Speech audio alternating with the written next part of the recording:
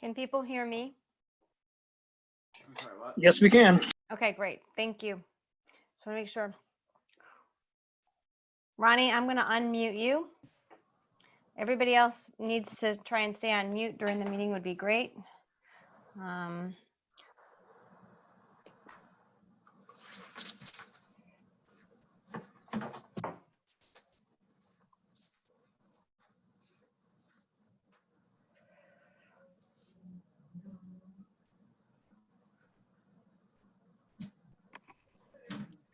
Hello. Hi, we're just waiting for everybody to come in. We'll start in a few minutes. We don't start till 6:45, so just Can I hang ask on. a question? I'm sorry, who's speaking? Sorry, this is Claudia. You don't have any video, Claudia. Oh, so that's what I was going to ask. So in the email you sent earlier today on the tips, it said that we shouldn't have the video on? No, you're fine. You can have the video on. Okay. There you go. Thank you.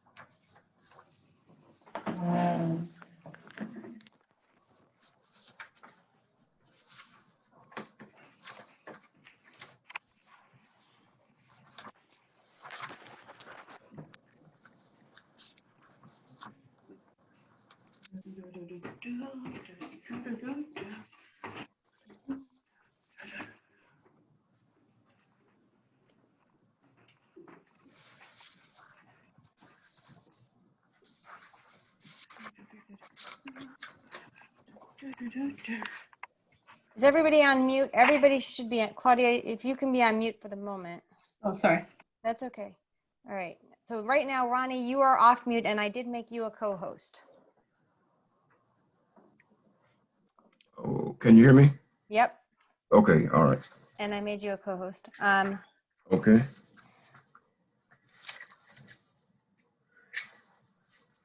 And I'm going to be sort of moving around unless you're talking to me. You may want to put me on mute until we get ready to start. Okay, I'm fine. Or either I'll let you know. Yeah. All right.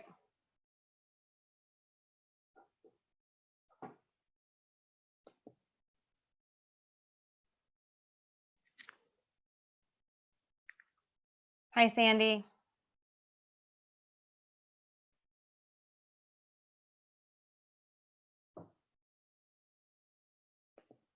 Hi, Sandy. How are you? I gotta turn my audio on. I can hear you. Just not very loud, but I can hear you. I'm going to keep everybody on mute until we all get settled, though.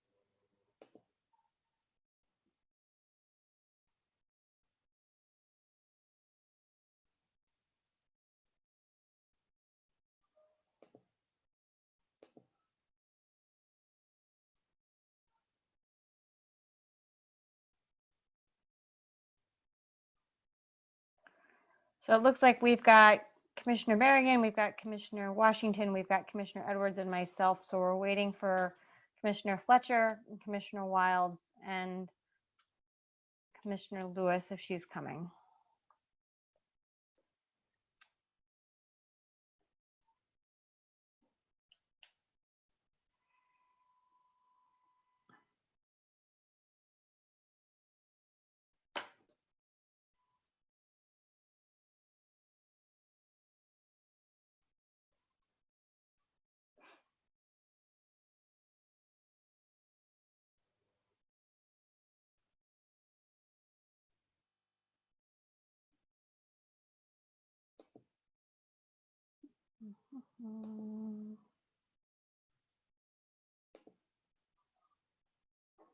Can you all see the screen I just shared? Just put a thumbs up if you can see the screen I just shared. Okay, great. All right, so there's the agenda.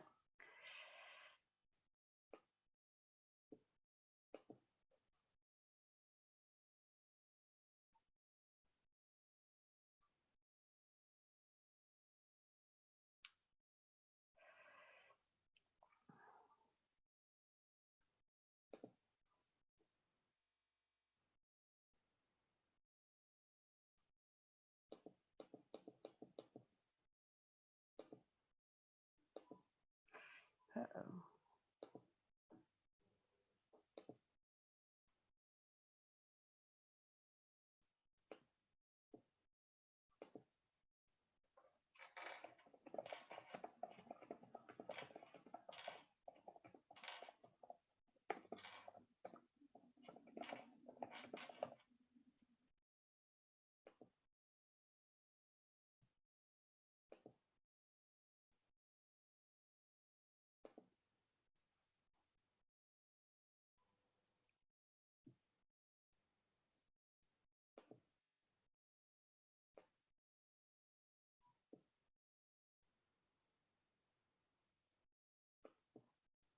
Okay, now we've got Commissioner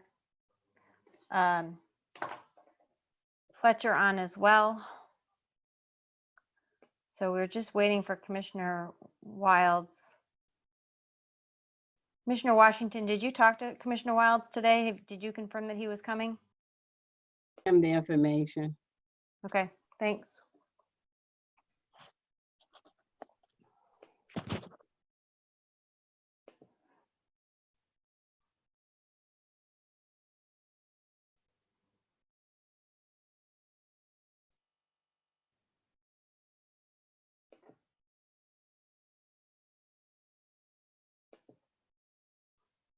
We have the mayor's office joining us.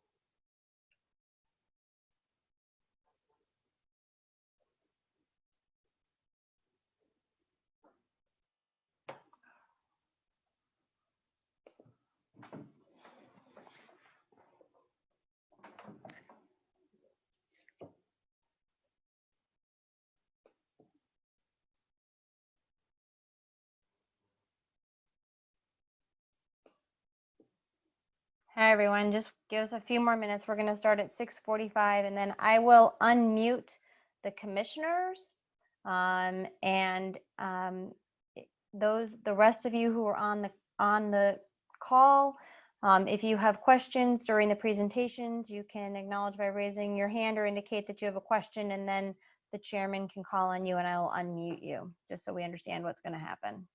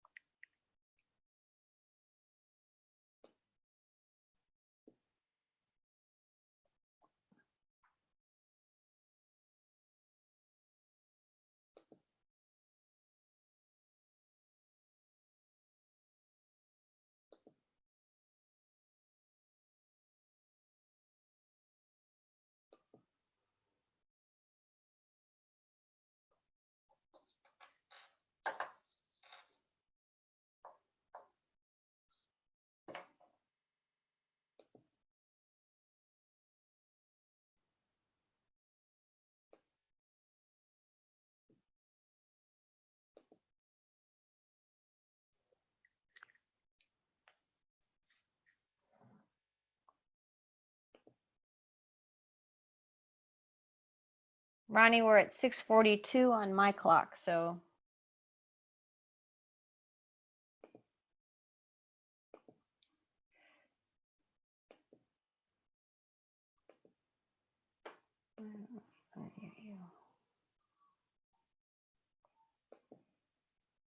Ronnie, is your computer on mute? Because it's not letting me unmute you. There you go. There you go. Now you're good. Yeah, so Commissioner Wiles, did he get on yet? He is not on yet. Okay, so he's trying and we need him for a quorum, right? We have, I can do a roll call at the moment. Okay. Hold on a second.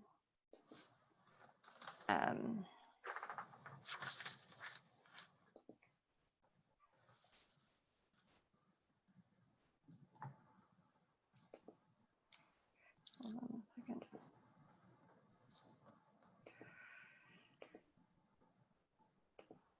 Okay.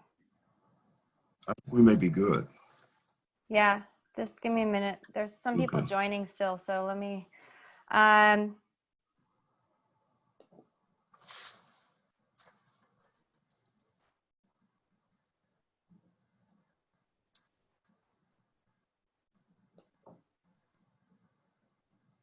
Okay, we have present Chairman Edwards, Commissioner Fletcher, Commissioner Washington, Commissioner Lucio, and Commissioner Berrigan. So we have a count of 1, 2, 3, 4, 5. We do have a quorum. I'm going to unmute the other commissioners. If you've muted yourself, commissioners, please take yourself off mute.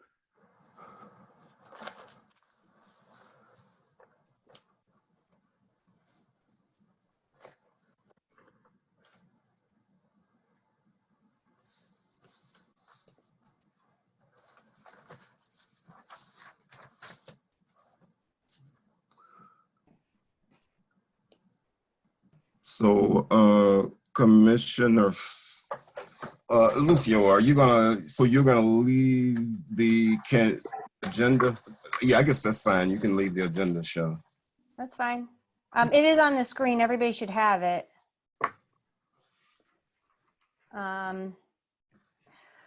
Okay, so do you want to just call the meeting to order? You have to check to make sure. Okay, everybody else but the commissioners is on mute. So just to run through the protocol real quick is that the commissioners will be unmuted so that we can have a conversation. Everybody else who is attending will be muted, and then when we have time for questions. Yes, and she probably knows that. Who is that? Someone's on in the background. Who is that? Is there somebody who's not muted? I only have Commissioner Washington, Commissioner Fletcher, Commissioner Berrigan as unmuted. Let me just double check. All right, so let's see how we can make it. I think we may be okay. I'm not sure what that was. I can't see all of the participants. Let me see. And I'm get ready though. That's Claudia's house.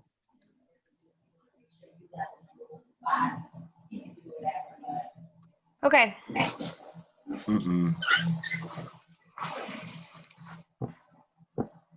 All right. So we're ready to get started? Yes. All Go right. ahead. So we will go ahead and call the meeting to order. First of all, I want to thank everybody for being here, and I'd like to open the meeting just basically by saying, indeed, God is good. I think for all of us to be present tonight during this very significant time, I think is a blessing within itself. So I would like to take a few moments. While I know throughout this meeting we're going to be receiving, I think, through Commissioner Fletcher, an update on Corona, on this COVID and its impact on our ward. and our city. We're probably getting that update on that information through someone from the mayor's office. But I want to take a minute of silence just for those people who've lost their lives and for the struggle that we continue every day in dealing with this situation. We just take a moment of silence, please.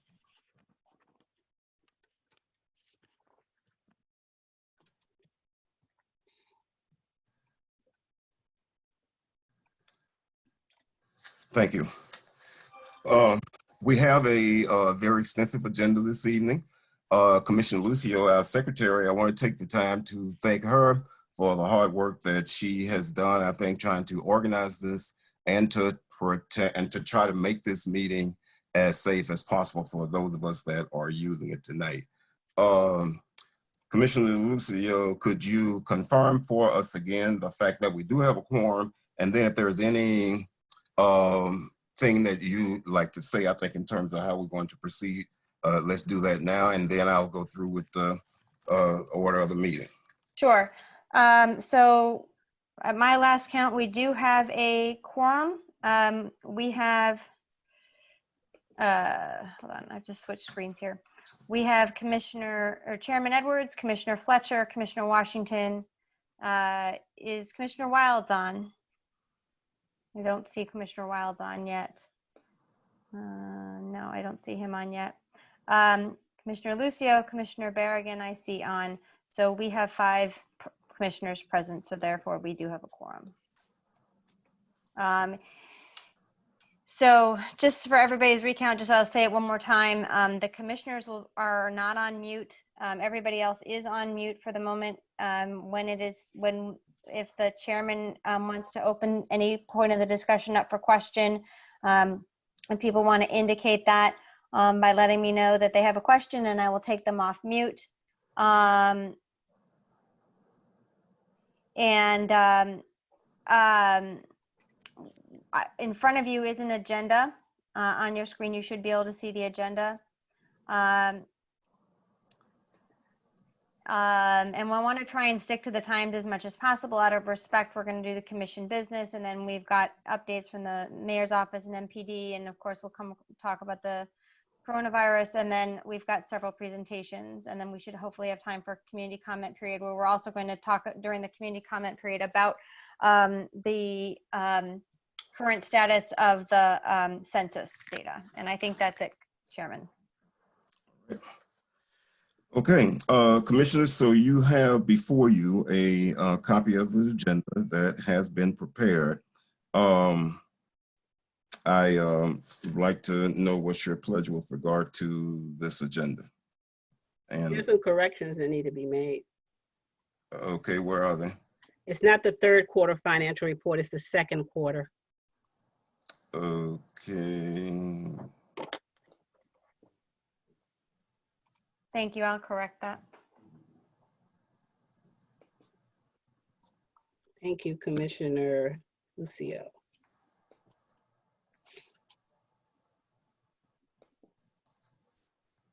Is that it?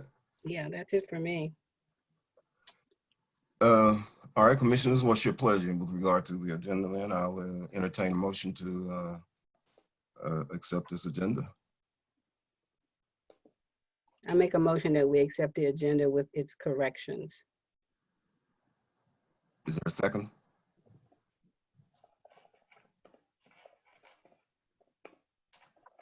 I'll second it. So it's been properly moved and seconded that the agenda as amended is accepted. All those in favor of the motion indicate by saying aye. Aye. Gordon is muted.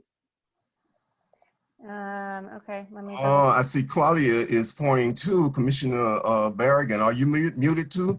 Could we unmute her, please? She's supposed to be. Hold on a second. Okay, yeah, I see she's muted. Let me see if I can do it. No, she has to unmute. I've already tried to there she is. Well, she had a thought. Okay. I'm good now. Can you hear me? Okay. All right, and then. Thank you. Commissioner Fletcher looked like he was muted. All right, hold on. All right. There you go. Okay. Should be good. Can you hear me now? Yep. Yeah. Yes, and Okay, see you. great. All right, thank you. Sorry about that. No problem. All right.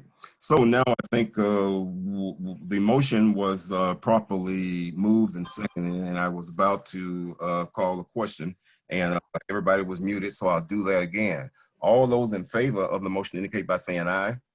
Aye. Opposed? Abstain? Let the record reflect that the motion passed unanimously. All right, commissioners, as I look at the agenda here, in the business that's before us, I guess the next item is minutes. There were some minutes that were previously submitted to you. And they are in front of you right now on the screen. Okay. And so you had them previously, commissioners. So if you take a moment to look at those and then let me know what your pleasure would be.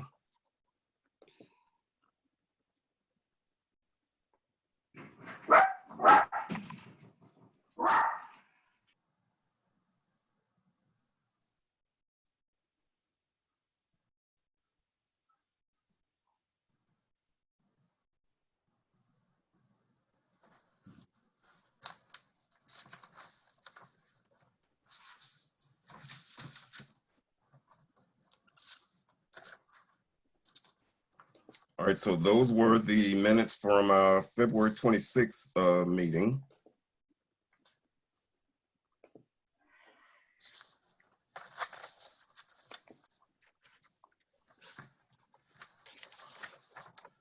What's your pleasure?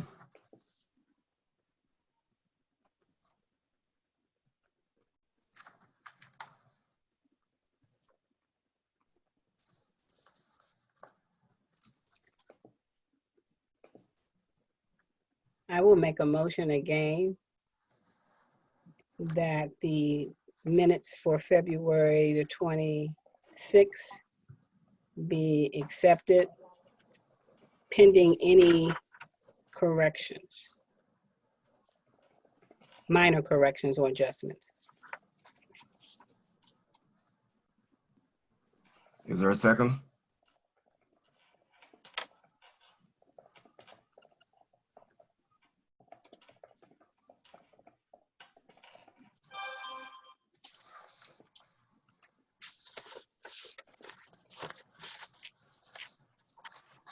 Is there a second?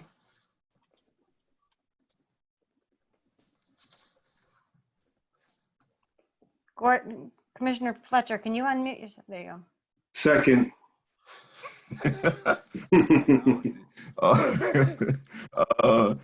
Thanks, Commissioner Fletcher. All right, so we have a second. It's been properly moved and seconded.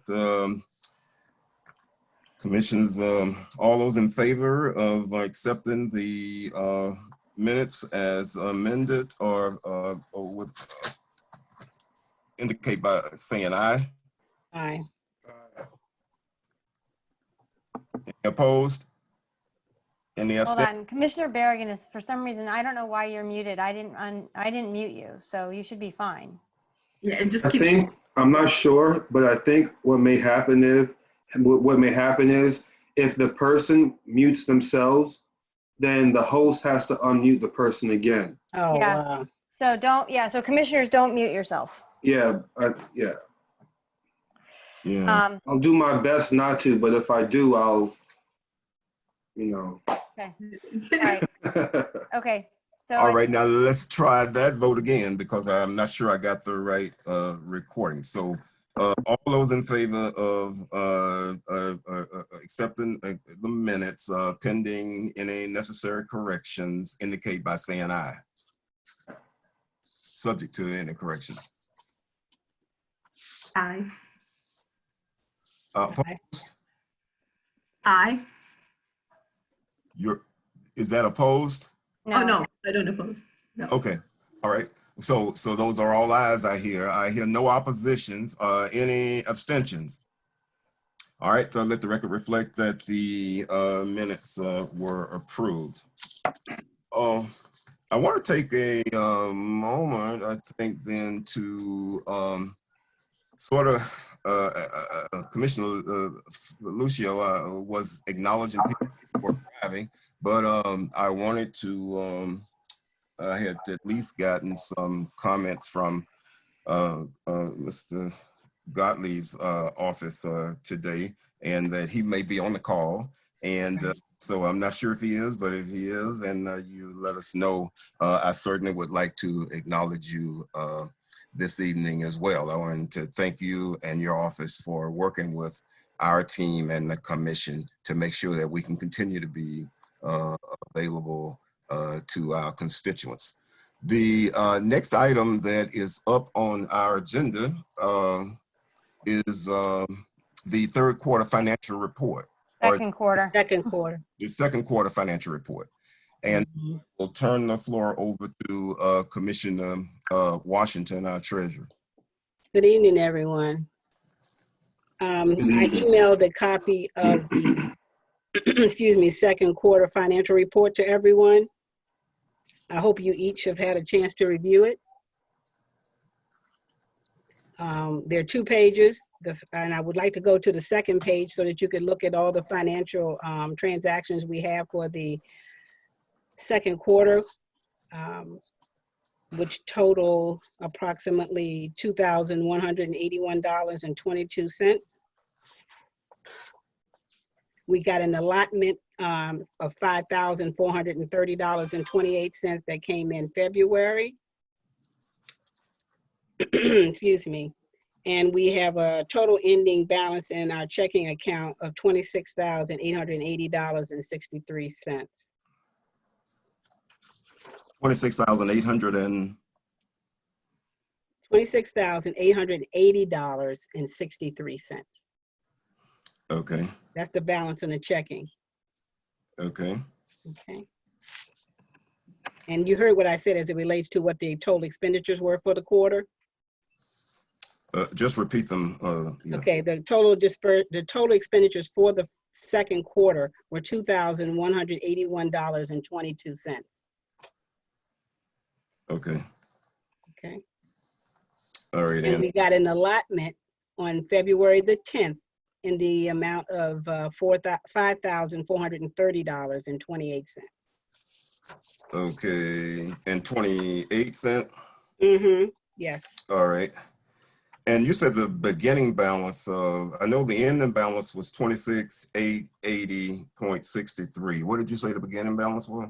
Our beginning balance, the balance forward from the end of the first quarter was $23,631.57. We got an allotment of $5,430.28 on February the 10th, which brought our available quarter balance at $29,060.85. Okay. Our total expenditures, I think I gave you for the quarter, were $2,181.22. Yes. Which leaves us with a checking balance of $26,880.63. All right. Thank you. Commissioners, you've heard the report, the quarterly report. What's your pleasure? I move that we accept the second quarter financial report as submitted. Second.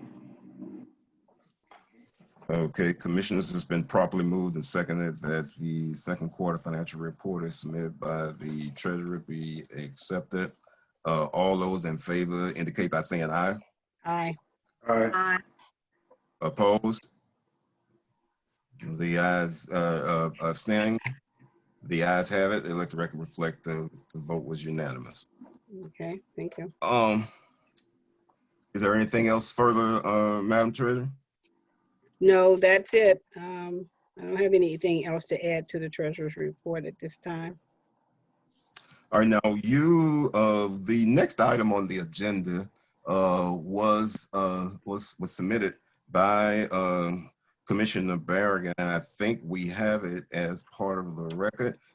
We can enter that now for discussion if you'd like. Commissioner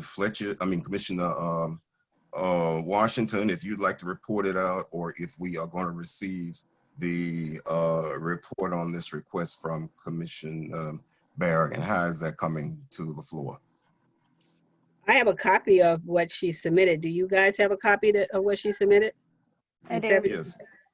Okay. And nothing's changed. I think I saw some emails that went out from Commissioner Lucio asking were these the same things that she was requesting? Had anything changed? And I don't remember getting anything different. Did anyone else? Well, would it be possible to get a summary just for the others on the call, just so we know? A summary of Yeah, what the I was issue getting is? ready to ask for a summary and was going to probably turn the floor to Commissioner Berrigan. Barrington, okay. If Commissioner Commissioner Berrigan, could you then please repeat for us briefly the request, and then we all have it before us, and I think I've reviewed it, but we want to make sure that everybody understands what it is that we're discussing. Yes, thank you. On March 25th, I submitted a request to the commission regarding an approval to provide reimbursement for administrative communication needs in my SMD. We don't have a listserv, and we also don't have much information from any of my constituents from any prior ANC. So what I wanted to do was do a direct mail using USPS, which is in dire need of funding right now. Obviously, I'm sure people have read all the news about that.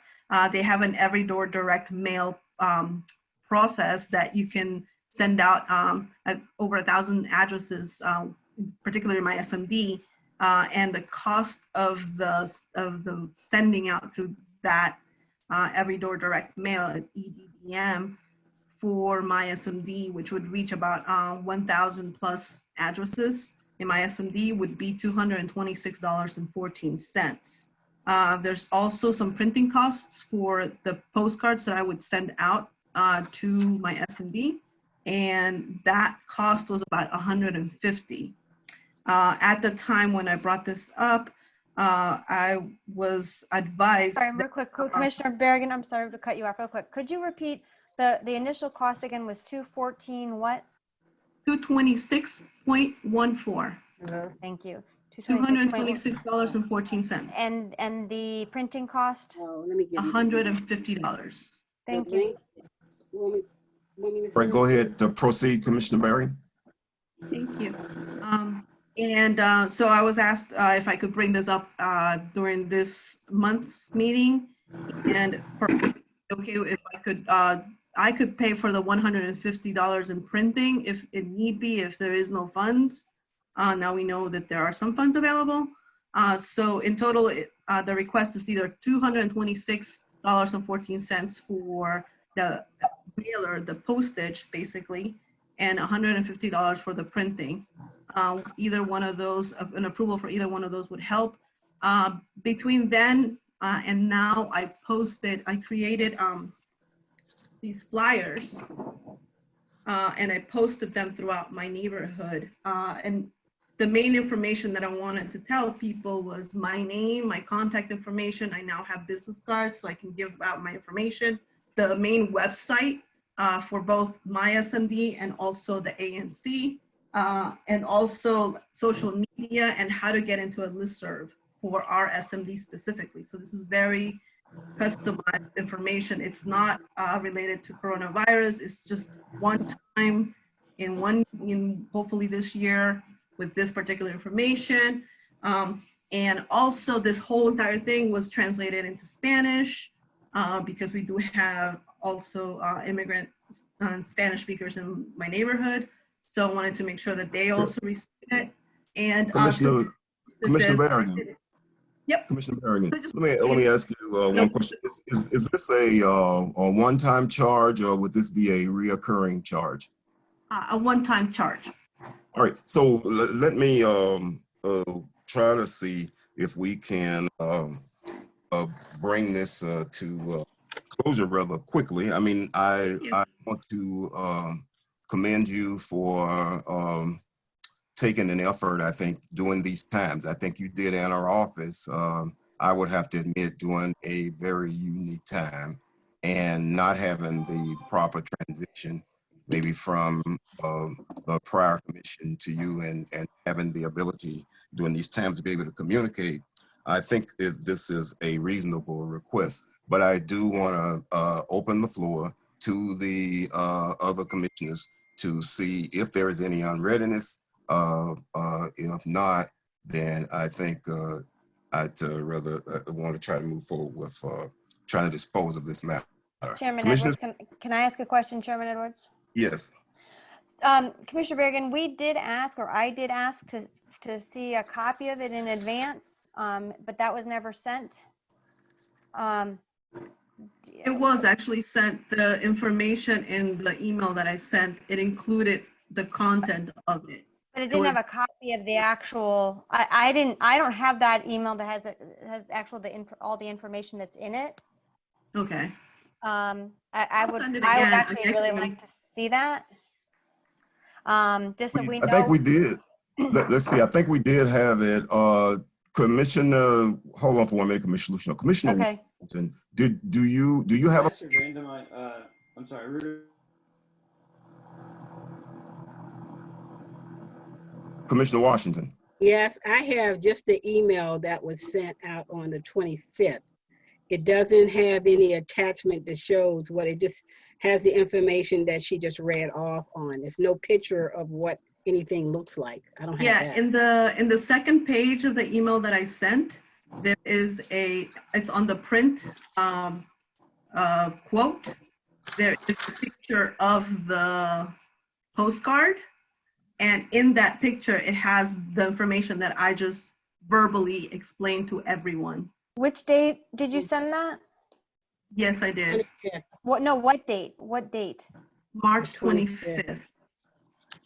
Yeah, and commissioners, I can say that I do believe that, and guess whether everybody else got it, but I did receive a package. But either way, let me just ask you all let's go back to the original question. So we have a proposal here that is about $376.14 that will help our fellow commissioner to be able to communicate with her constituents during this time. I'm asking a question now just based on that, assuming assuming that we move forward here without everybody having the documentation before you now.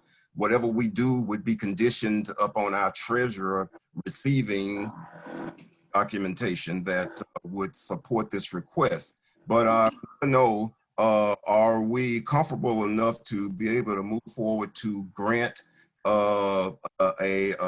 approval of this request conditioned upon the treasurer receiving proper documentation? That's I'd like to receive a motion. Well, I have some questions and some feelings about it.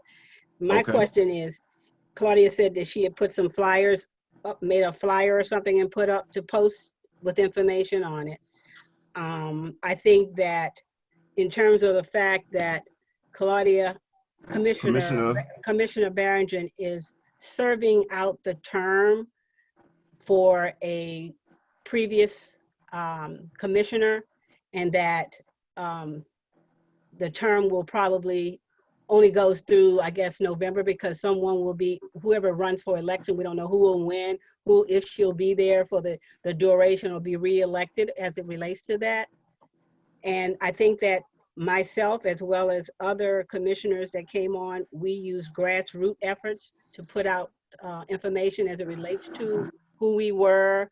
I gave out our business cards, had SMD meetings and did flyers so that individuals could come out and be introduced.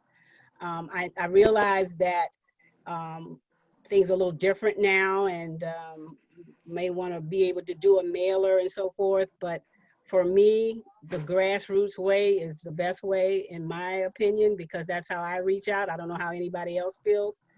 And I think if we start doing this right now and do it now, and she puts all the information out and we get somebody new, someone else is going to come in and do the same thing or request it. That's just my feeling about it. That's how I feel. And, I Commissioners, just want to add to that real quick, Mr. Chair, is that all right? yeah, I just wanted to, before you add anything to it, I would Okay.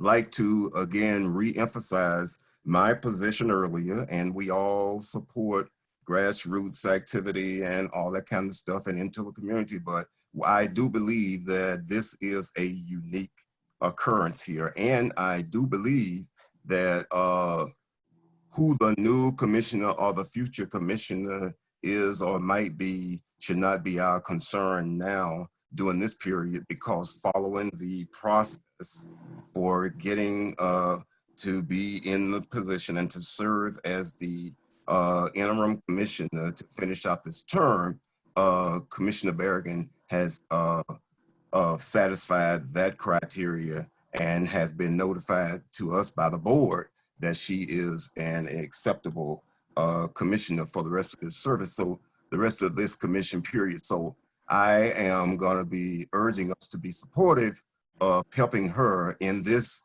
unique time. Commissioner Fletcher, you have the floor. Thank you, Mr. Chair. And just to, in interest of time and for all the other participants on our virtual meeting as well, I just want to echo your statement and agree. Due to the uniqueness of the situation and the climate, I support what's before us today, before us now. But for the unique situation of COVID-19, I would be more aligned to connect and agree with Commissioner Washington. As a commissioner who went out there, did grassroots campaigning and door knocking, I understand, I learned from other commissioners, that's the way we typically do things here. However, with this being the case, I would like to move that we support Commissioner Berenga's request for, I believe, $226 for mailers, so we can, move the agenda along. So I put the motion before the floor for the commissioners. Commissioner Fletcher, on your motion, if you don't mind, the 226 was partial. The entire thing also includes 150 for printing, and so the total would be 376.14. Friendly question before, Mr. Chair. Yes. Claudia, I just want to make sure, how much money have you spent on your own so far, just for the record? I have spent money in making flyers, probably about $50 in buying the paper, printing it, making it like with this paper, I forget what the plastic, and posting it throughout. And that's all come from my money. That's okay. And just to let you know, my last name is Barragan or Berrigan. Berrigan, sorry, thank you. I won't make that mistake again. And you can definitely refer to me as Commissioner Barragan if you would like. Commissioner Berrigan, I won't make that mistake again. Thank you. Okay. So, okay, that was my only question. I just want to make sure, just for the record, we knew that, folks knew that you already, use your own funds beforehand. So it's not like you were just coming to the commission before you actually went into your own pocket first. I just wanted that be for the record. So with that being said, yeah, I support this this motion, Mr. Chair. At 376. For the entire amount, for the full amount. All right, is there a second?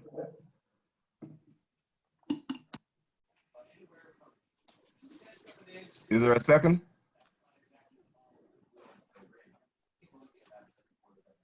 I can't second my own. Is everybody's mute button is off? Okay.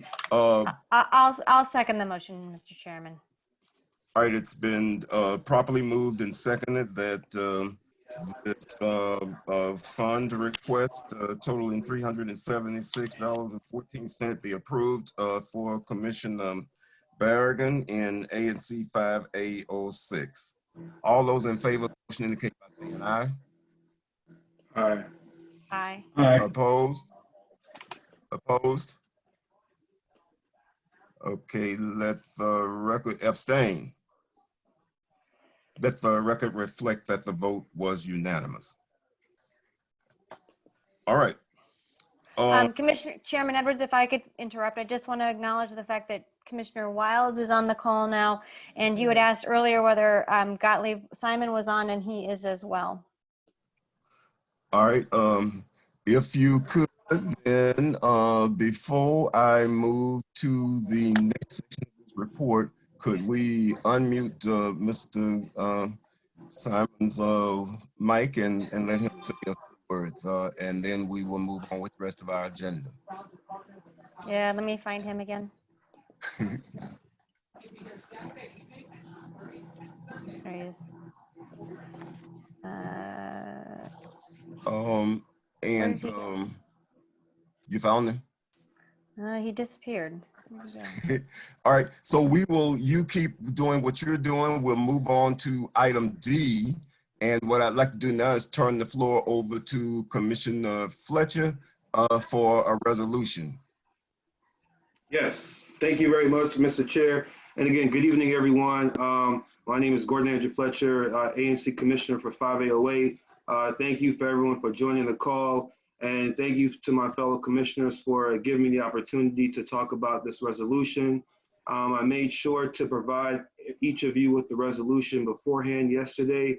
I won't, go through the entire resolution now because you've all had an opportunity to read it.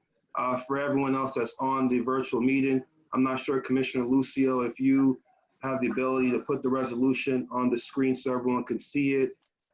If not, we could. I'll do my best. It'll take a minute, but I will try to do my. Yeah, no worries. But so basically, in summary, I had a winter single member district meeting.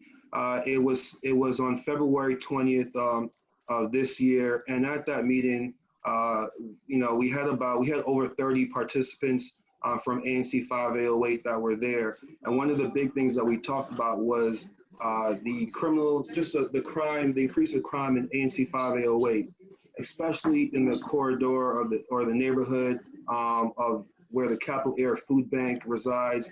And that is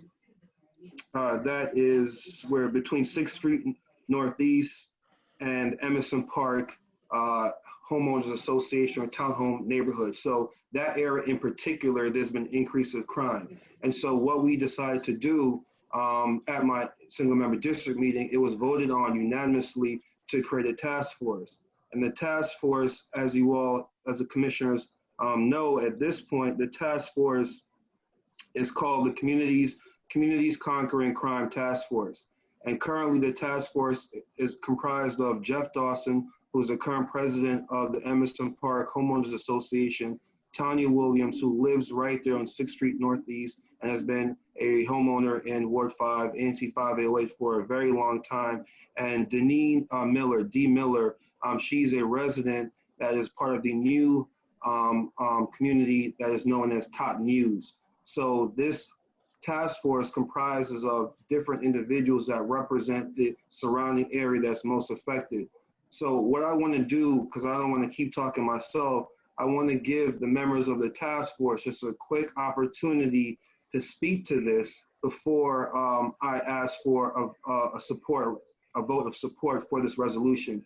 So Jeff, Tanya, Dee, if any of you would like to speak, and Emily, if you would, I'm sorry, Commissioner Lucio, if you would allow unmute their mics for anyone that would like to speak at this time. Yep, hold on one second. And also Robert Oliver. Okay, hold on one second. All right, hold on a second. I'm going to pull that up for you in a minute, Gordon. Give me 1 second. I got to do Sure. 3 things at once here. Hold on. No problem. Were you able to hook up with Gottlieb? Yes, he's on. He's unmuted if he wants to talk. All right, he could go ahead and talk now while you are doing what you're doing.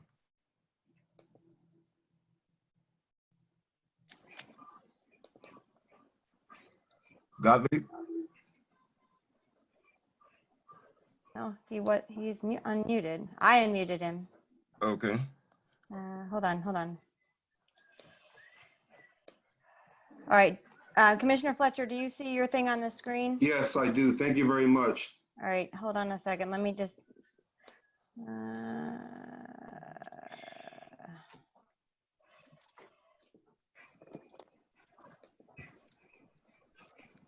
All right, he may have muted himself because I'm not able to unmute him right now. All right. Okay, we'll keep on with the issue you're working with Commissioner Fletcher then. Okay. Mhm. Okay, so I'm texting the task force right now, and each person is saying, let the other person talk first. So Okay, so who do I need to see unmute? Tanya Williams and Jeff Dawson and Robert Oliver. Okay, hold on. I need to do them one at a time. And because of timing, and I know Tanya Williams, you said? Yes. Okay, Tanya Williams is unmuted. And Jeff Dawson. It'll be very brief. I just want you to hear from them. Okay. Good evening, everyone. Can you hear Good me? evening. Yes, go ahead. Good. Okay, Tanya Williams. I live at the 4800 block of 6th Street. Well, we, as he stated last month, we were at the meeting and we discussed a lot of the different issues that we had within the community. And so at that time, we decided to not just talk about the issues, but form a committee to try to come up with ways to resolve some of the issues. And so out of the meeting or those conversations, there is someone to represent, or like we have someone from I'm sorry, there's as a lot well. of background noise. Is someone, just to let you know, Jeff Dawson is also unmuted, but I cannot find Robert Oliver on the list. Okay, no worries. These two are fine. Okay. Okay, I can't really see, but I just wanted to go through the list. I didn't really want to talk much about what the issues or concerns were because I guess if the agenda is attached, you would see some of the spikes in crime. As people walk through the pathway, there has been a number of robberies. And so out of that particular, the conversations, some of the recommendations was increased lighting throughout the highly traveled walkways and pathways. We've been in communication with MPD to discuss, some of the foot patrol. And I can't see the recommendations there. For some reason, it's kind of, if you Tanya, I'm could sorry. Is there a TV on or something behind you? There's a lot of background noise No. behind you. maybe because it's other people unmuted, but I'm in a quiet room. Okay. Can you Almost hear me got- now? Yeah, I can hear you. There's noise from somewhere. Okay, go ahead. I hear it too. Yeah, Ms. Dixon, we can hear you and everything. Look, we see the recommendations. We see all of the items down here, the areas Okay, that, it's not showing on the screen. that's right. If you just Okay. maybe want to just show so everyone can see, but What through am I? these conversations, I'm showing. yes, I'm right sorry. now we can see the recommendations, yes. Hold on a second. Hold on. Yeah, you're asking me to show Commissioner Fletcher's proposal? Yes, it is on the Yes. screen. Yes. Yes. It's on the screen. So I just wanted if everyone, because I don't want to take up too much time, but this is what we discussed, and those are the recommendations that you had shown before, and that's basically what we've came up with as a group. Jeff, Correct. you had anything else to add? Yeah, can everyone hear me? Yes.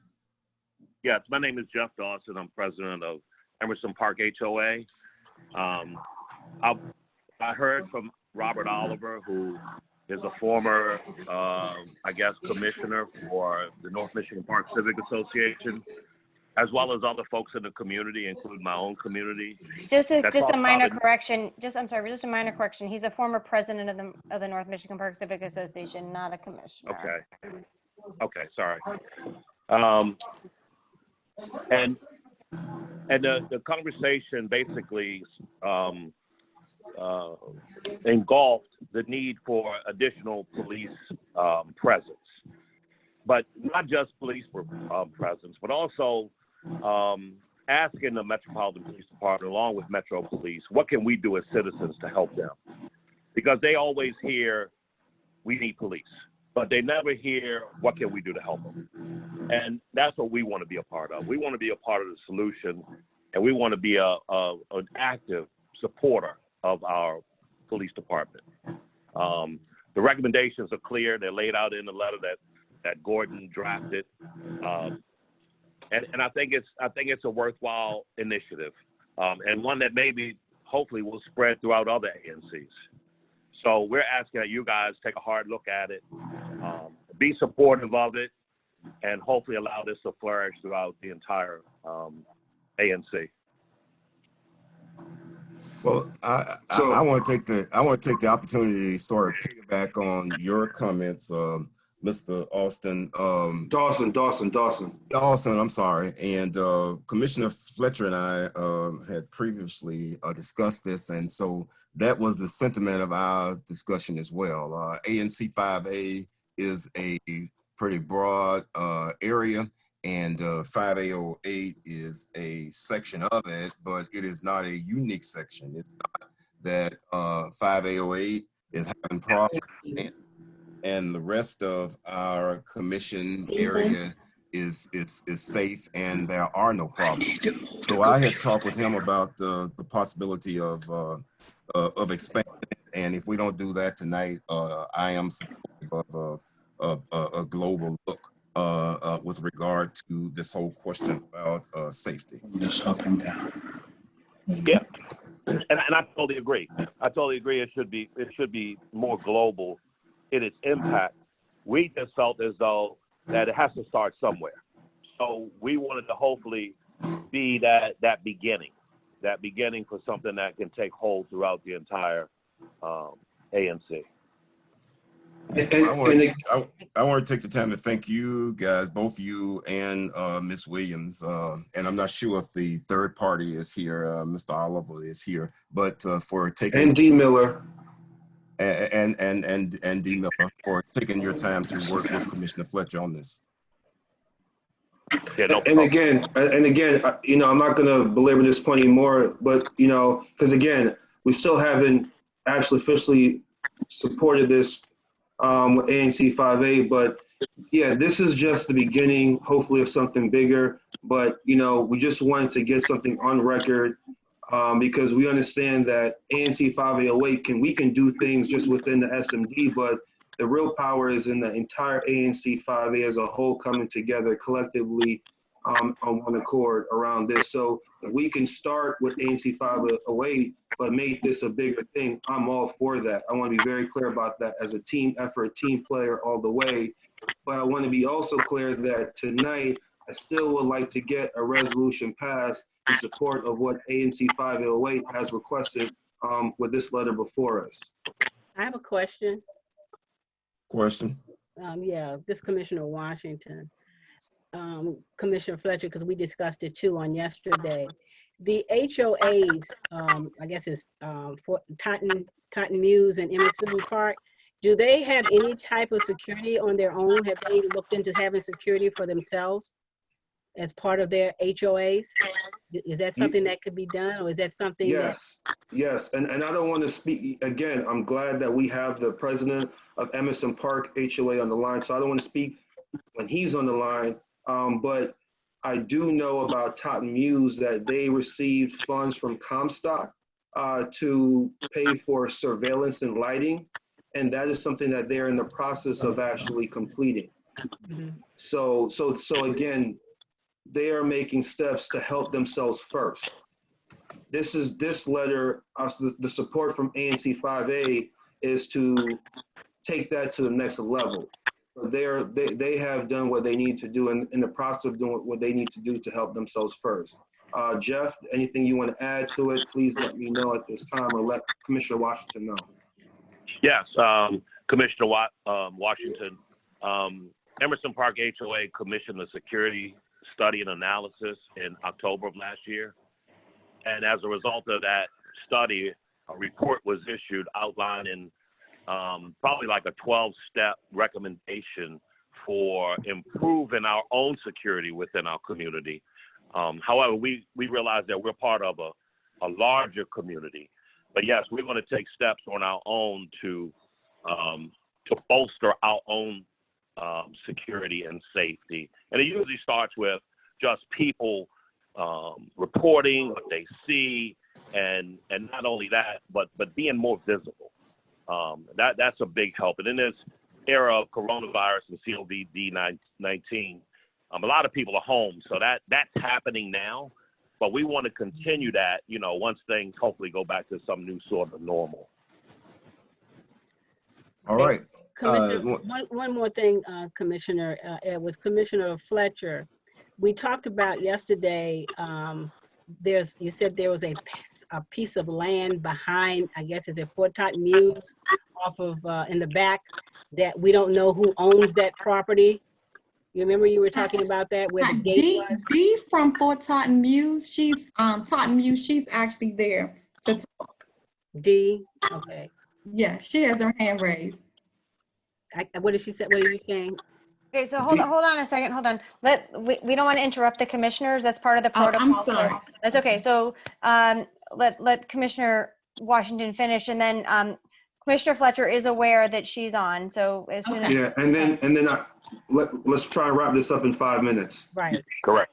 So Commissioner Fletcher, I was talking about the piece of area that connected, I think, is it Totten Mews to the back where the warehouse is, where you said there's a gate back there when 6th Street was closed off or something? Correct. And we were trying to figure out, is there any way we can find out who owns that part back there, that land, so that we could add that as part of safety?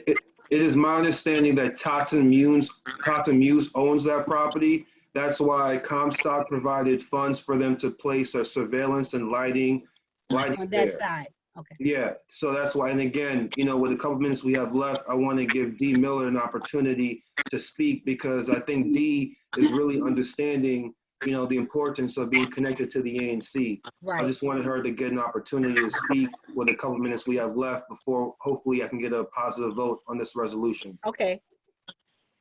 Okay, thank you. Dee All right, Miller, Ms. Miller, you have the floor.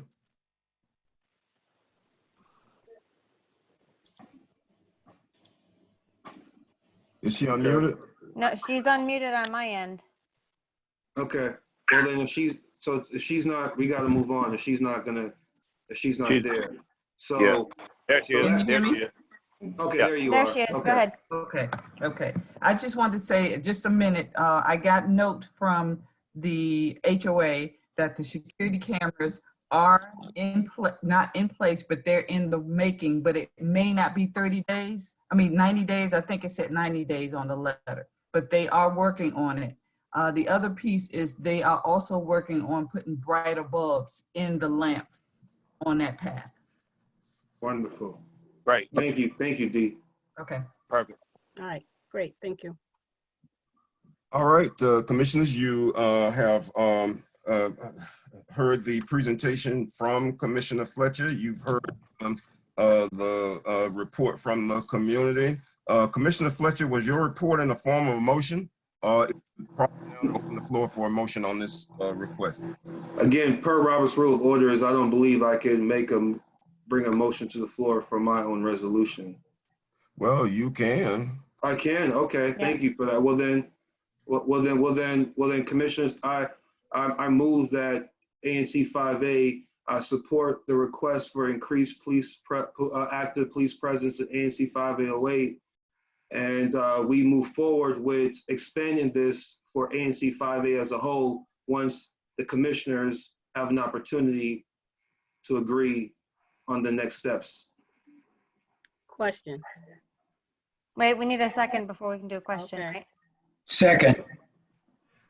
All right, it's been properly moved and seconded. Then now the floor is open for questions. The question I have, if I may myself, Commissioner Washington, would this existing task force be increased by residents from our other SMDs, or will we have to set up separate task force per SMD? It's my hope and belief that it would be the former. It would be added on, so it would increase. We build upon, again, so we could work together collectively, not have piecemeals. I think that's where we get in trouble, when it's piecemeals. Okay. Further discussion? Yeah, I did have a question. Yes, go ahead. Yeah, what was just mentioned? So is this task force only for your SMD, correct? No, this task force, what I'm asking for right now is support the task force that has already been formed within ANC 5808 to support us in our letter, as well as support expanding it to include all of ANC 5A once us as commissioners have the opportunity to agree on our next steps. So part of the, I support, so in my question would be, I would love to support the first part of that. I don't necessarily think that this should be spread through all of the SMDs without discussion with our constituents. Again, that's part of what I mean by, you guys are doing, and I think it's great. yeah, And that's part, and I agree. That's what I mean by next steps. Yeah. So we would come together collectively to agree on how we would go about that collectively. Yeah, I think if I'm understanding it correctly, all he's saying is that this is going to go into effect in his SMD, and we're going to look at what, if we want to, and how we would go about that to take similar steps in our individual SMDs and collectively as an entire ANC as needed. So commissioners, just so that we can keep moving here, what is on the floor tonight is a proposal to create this task force that would initially organized and operating in 5808. The subsequent parts of the motion involves discussion with the commission, and so it would mean no further expansion of it without discussion and approval of the commission for next steps. Commissioner Chairman Edwards, we do have a question by a resident by the name of Judy. That has her hand raised. She has her hand raised. I'm gonna. Is the question related to this motion? Because I've seen that sitting there for some time. I don't know. It was prior to that discussion. So could you please confirm whether or not her hand is raised in this discussion? Is Judy available? Okay. All right. Well, we'll move on. Okay. All right. So with that clarification on the motion, commissioners, you ready to vote? All those in favor of the motion indicate by saying aye. Aye. Aye. Aye. Opposed? Abstentions? Let the record reflect that the vote was unanimous. Thank you very much, colleagues. Thank you very much. All right, commissioners, and Commissioner Lucio, I just want to say for the first part of your agenda, you've predicted we'd move it into this section around 7:30. My watch says it's 7:40. So we're doing all right. Yes, Only we're doing pretty good. Schedule.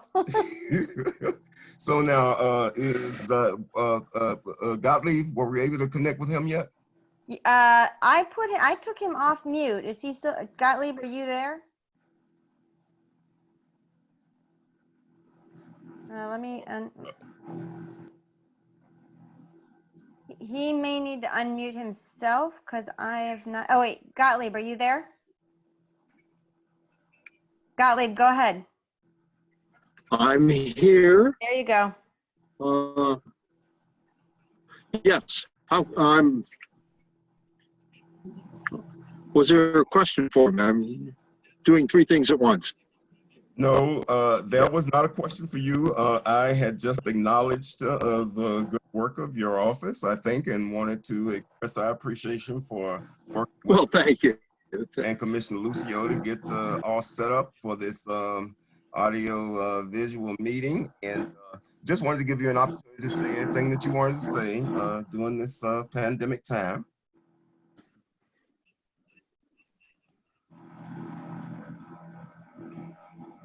All right, he's gone. Okay. Let's move, please. So we will now move into the next phase of our meeting. And is MPD here? I don't see anybody raising their hand from MPD. If someone from MPD is here, can you acknowledge by raising your hand or? And while we are doing that, if the mayor's office individual could start positioning yourself, I guess, so that she can be able to recognize you and we can move on. And Councilmember McDonald. Yeah, I know. Well. He's here. Malik, I'm going to unmute you. Let me just give anybody from the MPD one more chance to respond. I don't see any hands raised from MPD. Let's go to the mayor's office right quick. Let's go ahead. Go ahead. Malik, you're on. Hey, can you all hear me? Yep. Yes. Okay, so I have a couple of updates for you guys. For anyone who doesn't know me, my name is Malik Miller, Ward 5 Mokers from the mayor's office. I'll try to type in my information in the chat room, I guess. So I have a couple of. I don't think we did a chat room. I'm sorry, Malik. I don't think we did a chat room. Oh, okay. Can he share? He can't share either, can he? No, you can't because you're nothing. But I can post it. I can put it on the minutes and post it. Okay, perfect. I have 6 testing sites for whomever isn't familiar with where you can get tested at, all by appointment only. I'll definitely share this with the commissioners. Just to name a few: UMC, GW, University Medical System, Children's National Health System, All Care Family Medicine and Urgent Care, which is actually on Rhode Island Avenue, Northwest, Mary Center, and also Unity Healthcare. For any residents, I know we have a lot of residents in ANC 5A that are seniors, and there's a new hotline for residents that are homebound because of COVID-19 to request food and other essential items. The number will be 1-888-349-8323, or you can visit online at corona.dc.gov/gethelp. Also, the mayor had the Mokers stationed at the different senior facilities through the Department of Aging, which was actually delivering meals. And I want to say they got 7 meals to last them for 1 week, and Department of Aging just keeps coming back every week. But if you know any seniors that have not received any meals or anything of that such, you can give them my number, or they can call 202-724-5626. Also, I'm not sure if you guys are familiar, but a lot of grocery stores have a seniors only dedicated hours for, I know for a fact, Giants is 6 a.m. and 7 a.m. Safeways is Tuesdays and Thursdays from 7 a.m. to 9 a.m. And Costco's is daily from 8 a.m. to 9 a.m.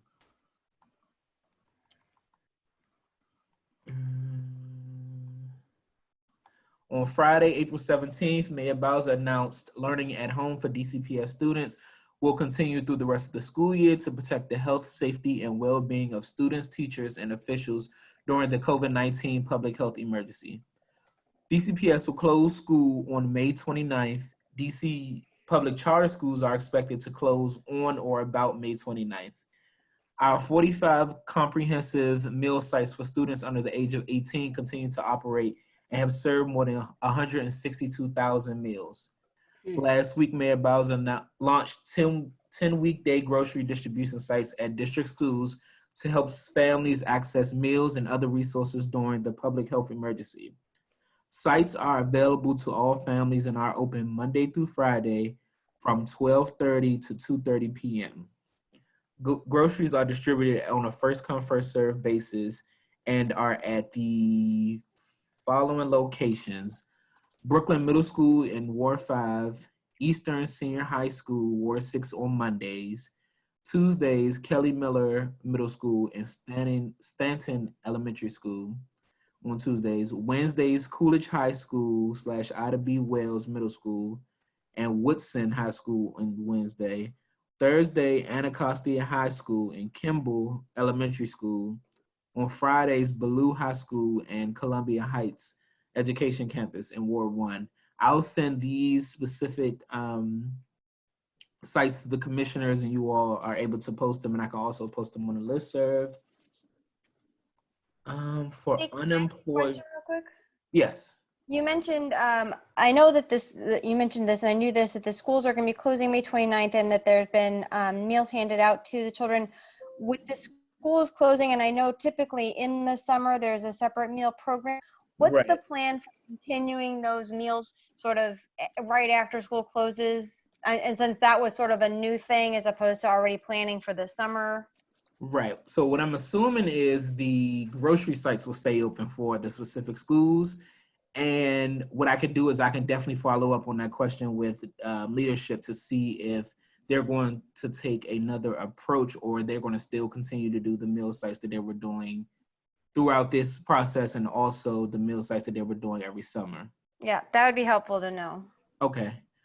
For unemployment, I'm sure you guys are have extreme call volume, high call volume, but we continue to push out to call 724-7000 or also visit dcnetworks.org.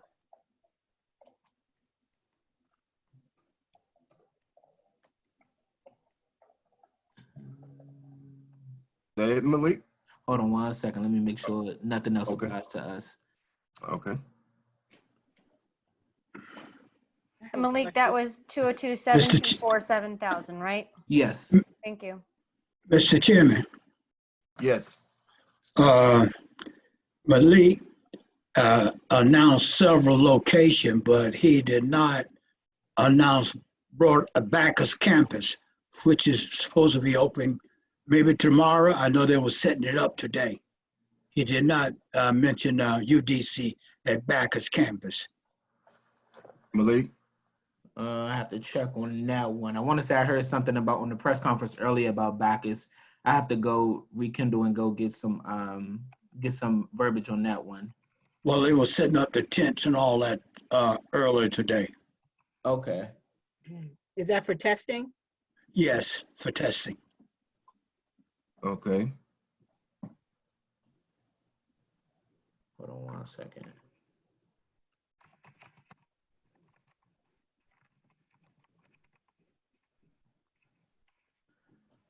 Also, I'm sure you guys are familiar with the mayor's orders regarding grocery stores, pharmacies, markets, and stores like Target and Walmart. Customers must wear face masks. Stores must limit the number of shoppers allowed. Stores must require social distancing and disinfecting protocols. Also, I encourage you guys to use the use of online and curbside shopping. If there has been any businesses that has not been abiding by social distancing or, doesn't sanitize their carts or anything like that, please flag that for me throughout the whole district, but specifically in Ward 5, so I can make sure that I reach out to leadership and to make sure that, they're abiding by the rules and everything like that. DC has issued a rent freeze in addition to a halt on eviction and late fees. The rent freeze prohibits landlords from increasing rent during the public health emergency and 30 days post-PHE. Mortgage lenders must also create a 90-day mortgage deferment program or residential and commercial mortgage holders who request a run. No late fees or penalties would accrue, and repayment of the deferred amount could be done via payment plan. Also, neighbors who receive SNAP, TANF, Medicaid, Alliance, and other public benefits provided by DHS do not need to take any action at this time to continue receiving existing benefits that would otherwise expire during April or May. Those benefits will be automatically extended. Residents applying for public benefits may visit dhs.dc.gov to complete an online application or visit one of the following DHS service centers: H Street, Taylor Street, and Congress Heights to pick up and drop off public benefits application and eligibility documents. The Walter E. Washington Convention Center will also be converted into an alternate care facility to support the district's response to coronavirus. The goal is to never need to use the convention center, but by the first week of May, 500 beds will definitely be ready. And that is all I have. Any questions or concerns? Any of the commissioners have any questions for Malik? Malik, while they're preparing, I just want to take the opportunity to express my and I think our 5A's appreciation for the effort that the administration has made to keep ANCs informed and engaged, and the community informed and engaged on this process, and the work that you and your office play the important role in terms of making sure that there is the constant contact with the community. So I wanted to take my time to express our appreciation for that. Thank you. And I'll definitely get follow-up on your question, Emily, and also just to verify Commissioner Wilds on the Bacchus location. Thank you. Yeah, and Mr. Chair, just also want to just say thank you, Malik, for, being available today. Appreciate you responding to my text message and being available. The chair asked me to make sure that you were here, so I really appreciate that. I know you're probably being, pulled in a lot of different directions. But also, I'm not sure if you said anything about the census.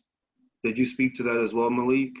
No, I didn't speak about the census. Okay, so I just, and also just want to follow the guidance or the orders from the chair. He also wanted me, we had a brief conversation about that as well.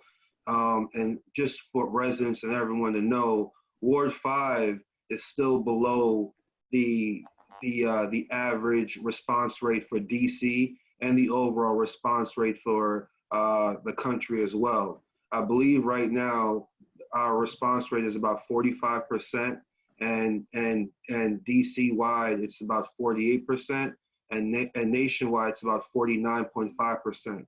So don't quote me exactly on those numbers, but it's in that order. So I wasn't sure if Malik, you had anything else you wanted to talk to about that. But I just want to make sure to reiterate for everyone, please respond to the census. It's very, very important.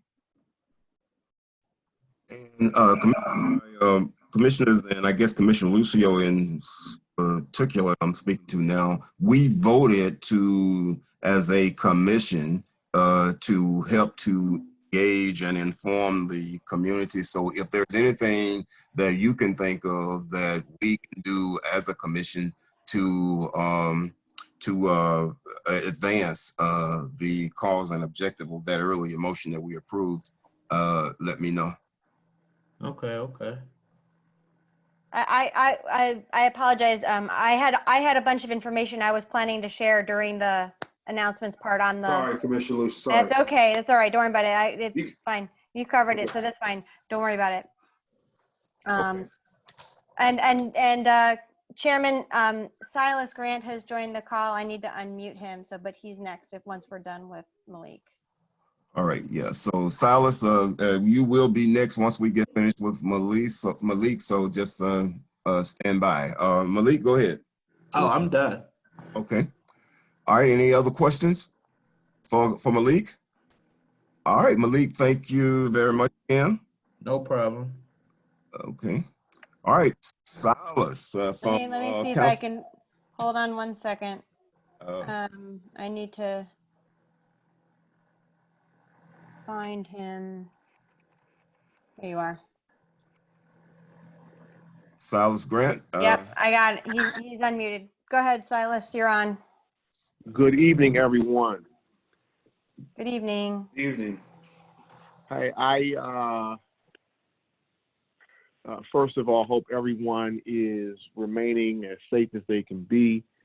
I know that this is a lot different than what we're used to, but I just wanted to let you all know that as an office, we are trying as hard as we can to operate as efficiently and at full speed as much as we can.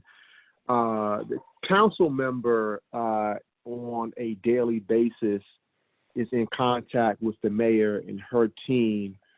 They do a call every day around 1:30 p.m. And so that is where we have been getting our updates with respect to city operations and updates on response to the pandemic that is currently happening in the District of Columbia.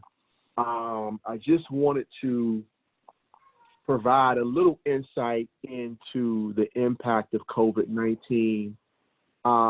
These numbers are as of a couple of days ago, so they may be higher now than they were when I received these numbers, but nonetheless, it's still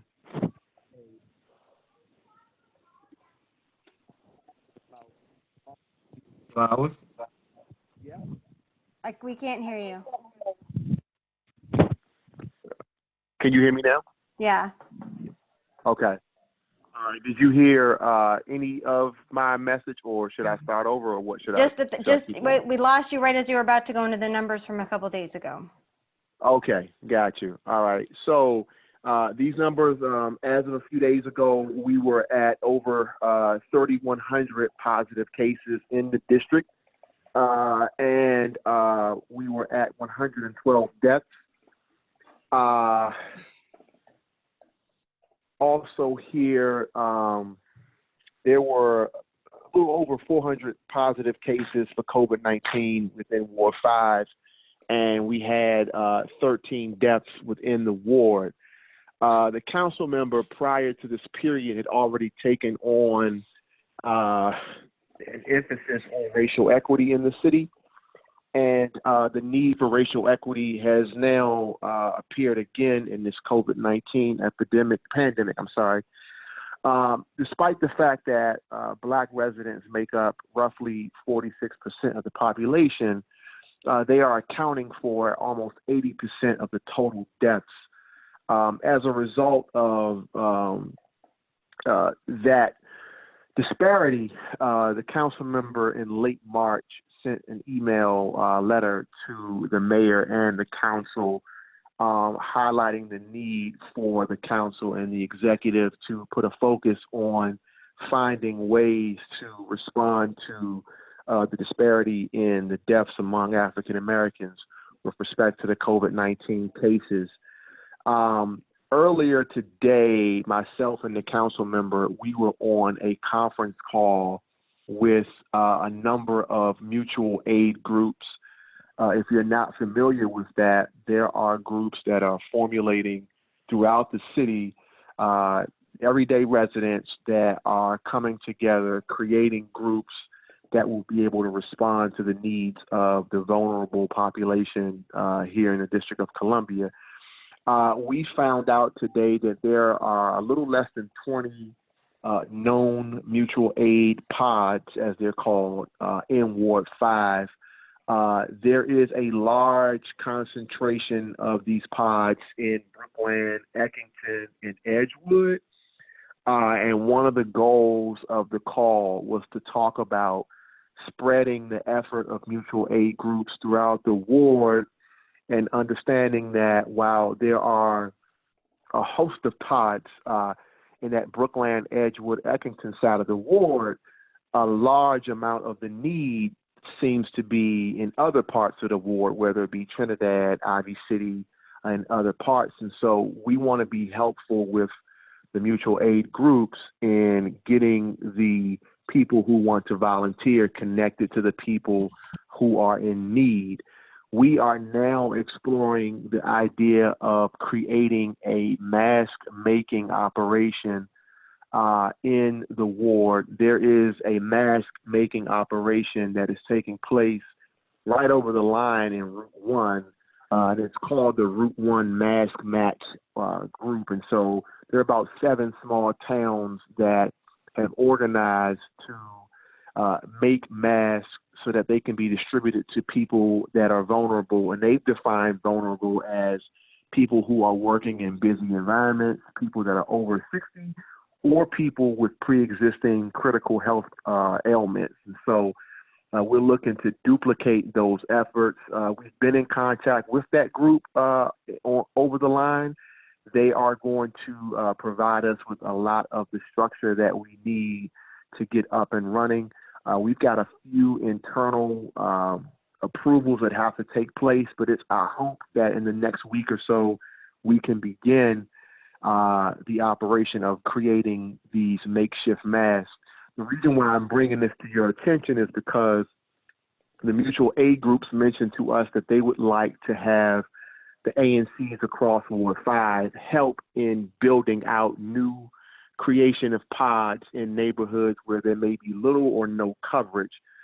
So Chairman Edwards, I definitely would like to talk to you a little further following the meeting around how ANC 5A could potentially be helpful in that effort.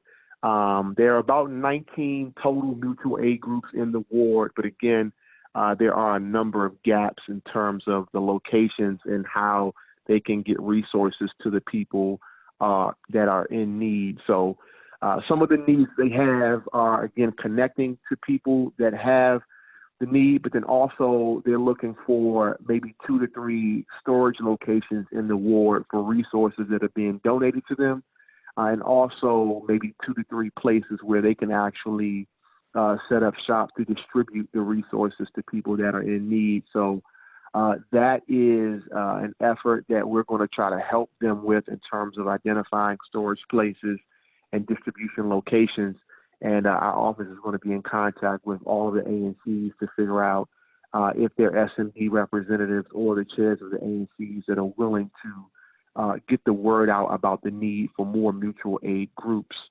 I think that may be it in terms of like the most important updates, but if there are any questions, I can try to field those to the best of my abilities.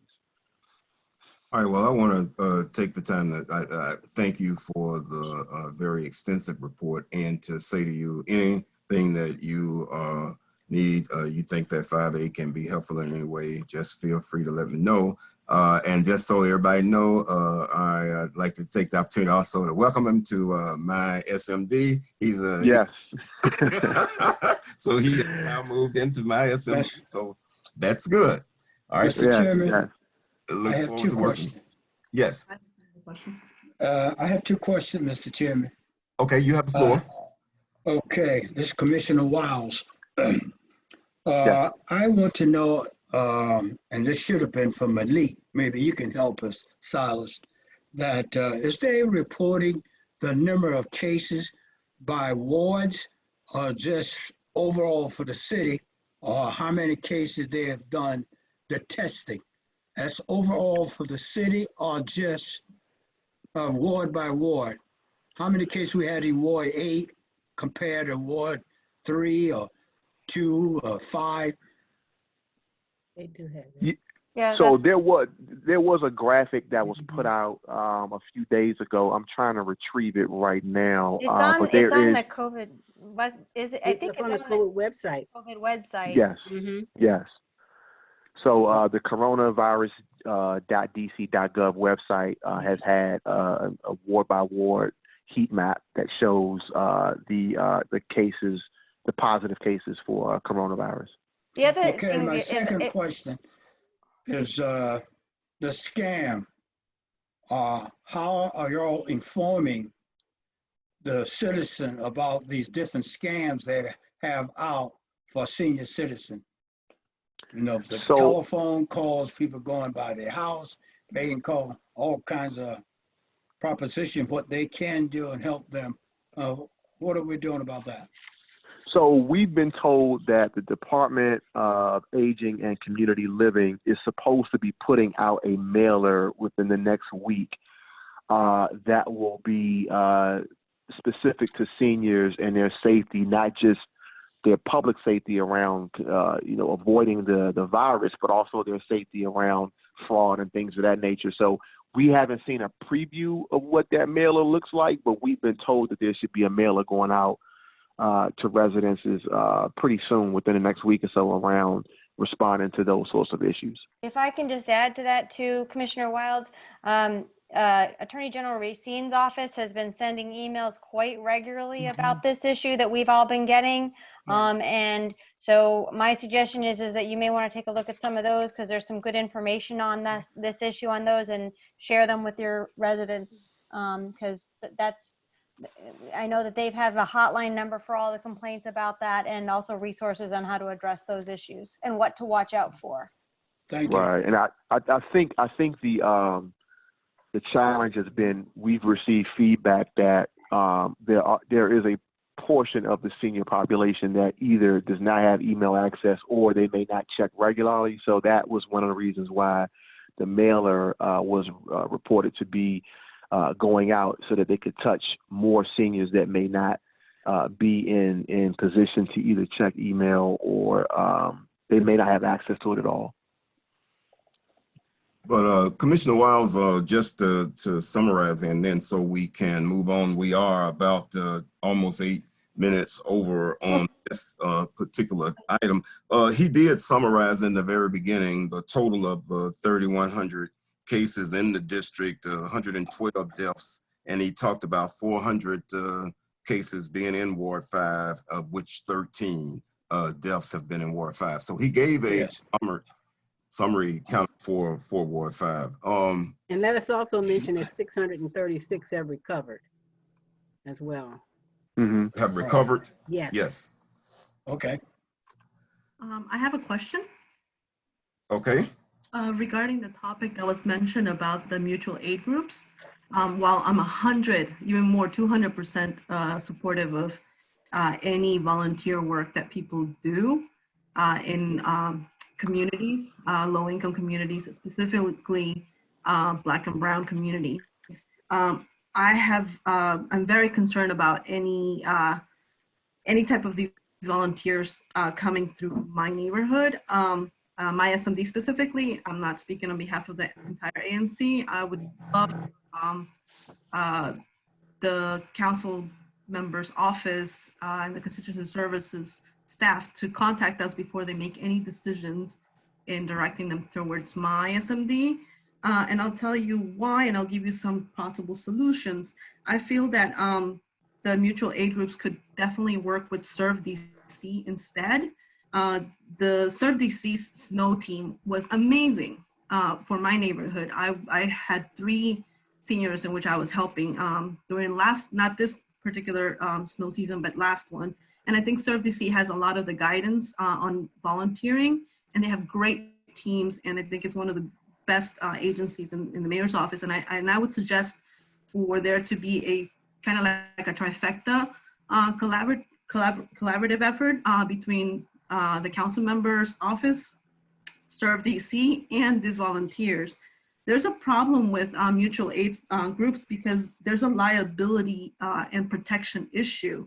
They're currently asking for donations. I know the Ward 3 mutual aid group has a target of $15,000, and within 3 days, $15,000 to requesting donations. And within 3 days, they got, I think, 12,000. But they're not a nonprofit. They're a volunteer group. They're just a volunteer group. There's most of nonprofits have to get insurance. That's the liability question that I have in there. Most nonprofits and for-profit social enterprises have to get a charity license in order to be able to ask for donations. And mutual aid funds, mutual aid groups have completely bulldozed that whole process, and they're doing that now, and there's no oversight. The other big concern, it's a health concern, is the exposure. Right now, our communities are and when I say our communities, Black and Brown communities are, because of our health risks factors, we are at high risk of exposure. So if we have people coming into our communities and basically kind of not in compliance with the mayor's order of stay at home, Even though it's completely well-meaning and I completely understand, I wouldn't want someone to catch something in my neighborhood and have this be a bigger problem and have those deaths that we're seeing. So I would really caution you from doing that. I would prefer for you guys to work with these. And I think it's best in Ward 8 specifically, 7 and 8, Ward 5. Let me give an example of when mutual aid groups have worked very well. In Ward 8, the Ward 7 and 8 mutual aid groups have specifically worked with nonprofit organizations like Martha's Table and the Capital Area Food Bank. They're giving them the food, and then these organizations, since they have all of the liability protections already in place, they're the ones who can actually provide this work very well and can do the work. And they need the money, they need the funds, they need the volunteers, they need it. If you contact Martha's Table, you will see it. I think we have Food and Friends in Ward 4 right here in Port Houghton, an amazing organization that probably needs a lot of volunteers and probably needs a lot of money. That would be a wonderful solution right there to connect these volunteers from mutual aid in Ward 5 with organizations like Foods and Friends. Final thing about the masks, there's actually already some groups like that in our ward. Actually, I think it's in Commissioner Washington's SMD. I know one or two homes who are part of the mutual aid group who are making the masks, and they're amazing. Those two folks are great. So you may want to really dig in and see who's already doing the masks here in our ward and really help them out as well. Thank you. Right. Mr. Chairman, so Mr. Chairman, a correction. Food and Friends are located in Ward 5, not 4. Oh, even better. Yeah, definitely Ward 5. Okay, thank you, Commissioner Wiles. Just really quickly, so in terms of our involvement, we won't be making a decision in how the mutual aid groups will operate. What we wanted to do was to make the commissioners throughout the ward who may not be aware of the existence of the groups, just help them be aware of it, and to lend a helping hand in terms of making people aware of the fact that there are groups that are creating opportunities for volunteerism. The folks that are a part of the mutual aid groups aren't coming into the ward. They actually live in the ward, and we do understand the seriousness around safety, which is one of the reasons why we want to be able to have a makeshift mask operation take place. But to your point, there is an approval process that we have to go through with our general counsel. So as I mentioned earlier in my remarks, there is that approval process that we're waiting for, and a part of that deals with how do we handle being a part of or being a partner with an organization that is actively fundraising. So there is a possibility that we may have limited involvement because we may not be able to be directly involved in that donation process. So the biggest thing right now for us is not so much guaranteeing that we can partner, but just making the community aware that, you know, if you want to be a part of a volunteer effort, that is an option. And certainly we'll take in consideration the idea of including ServeDC. But a lot of this is at this point still being shaped. And as it remains in this, I guess, soft mold, as it hardens and shapes into what it becomes, we'll keep everyone informed. And so I do appreciate the insight and the perspective from everybody, and we'll take that into serious consideration as we continue to mold it. Thank you, Silas. And on that note, commissioners, based on the time here now, it is now 8:16. I would like to move the agenda. Silas, do you have any closeout that you'd like to make? Oh, really quickly too. After she mentioned Martha's Table, we had I would say for about 3 weeks, maybe 4 weeks, a partnership with Martha's Table where we had been rotating around to senior facilities throughout the ward, distributing hot meals that were donated to Martha's Table through the Clyde's Restaurant Group. We were not able to do it this past Monday, but we're looking to pick that back up pretty soon. Martha's Table had been relying a lot on the donations from private residents to the Clyde's Restaurant Group. And they had a slight decline, so they had to stop that operation in our ward for this week. But we're looking to touch, I think in the ward we've got 14 senior buildings that have people living as independent seniors. And so we want to be able to touch as many of those buildings as possible. We've touched about 4 at this point, once a week, and we're looking to pick that operation back up as soon as we get the AOK from Martha's Table. Thank you. All right. Thank you, Silas. And again, I'm available. Anything that you can think of that we can do to help, just feel free to let me or Commissioner Lucio know so that we can inform the rest of the commission. As always, thanks for a very Can I say one thing before he goes? Yes. With Silas, please. Silas, there's an email that came out from the from Councilmember McDuffie, and Bacchus is going to be open as a testing site. Yes, we got that alert earlier today. Yeah, he just sent this one. This just came out at 8:17. Okay. Thank you. I see it just popped up on my screen. Just popped up. Thanks very much, Silas, and look forward to working with you. We're getting ready now to move into the sixth segment, I guess, of our meeting here tonight. I just wanted to acknowledge for everybody that throughout this meeting, we've had somewhere about 60 participants sort of participating and joining in on our meeting tonight. So exciting for technology. So now we're moving on into item number 6 here. And the first item up is the Chick-fil-A. And I have unmuted Zachary Williams, so he's on the call. Okay, so I believe Chick-fil-A is, what is it, close to Commissioner? Anything that anything you'd like to say before an introduction of Mr. Williams, Commissioner Fletcher? Yeah, just so everyone knows and just for transparency, Zachary Williams approached me some months ago, right before COVID-19 hit, and requested to come before ANC 5A just to present.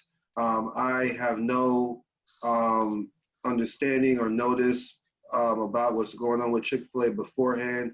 Not saying that matters one way or the other. I just don't know. So as he presents today, for me, he's presenting to everyone for the first time. I just want that to be clear.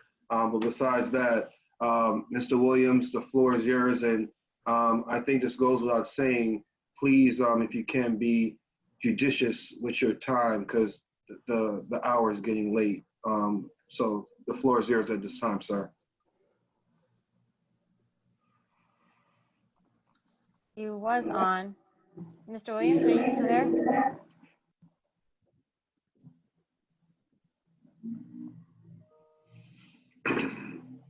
If he's not there, you could move on and come back if he returns. I've got him. Hold on one second. Okay. Mr. Williams, are you there? You just need to talk. I unmuted him. Okay, I see him. Yep, he's. Okay, go ahead. Are you there, Mr. Williams? It's muted again. Yeah. Okay, go ahead. You might be able to turn off mute on your computer because you're unmuted on my end. Right.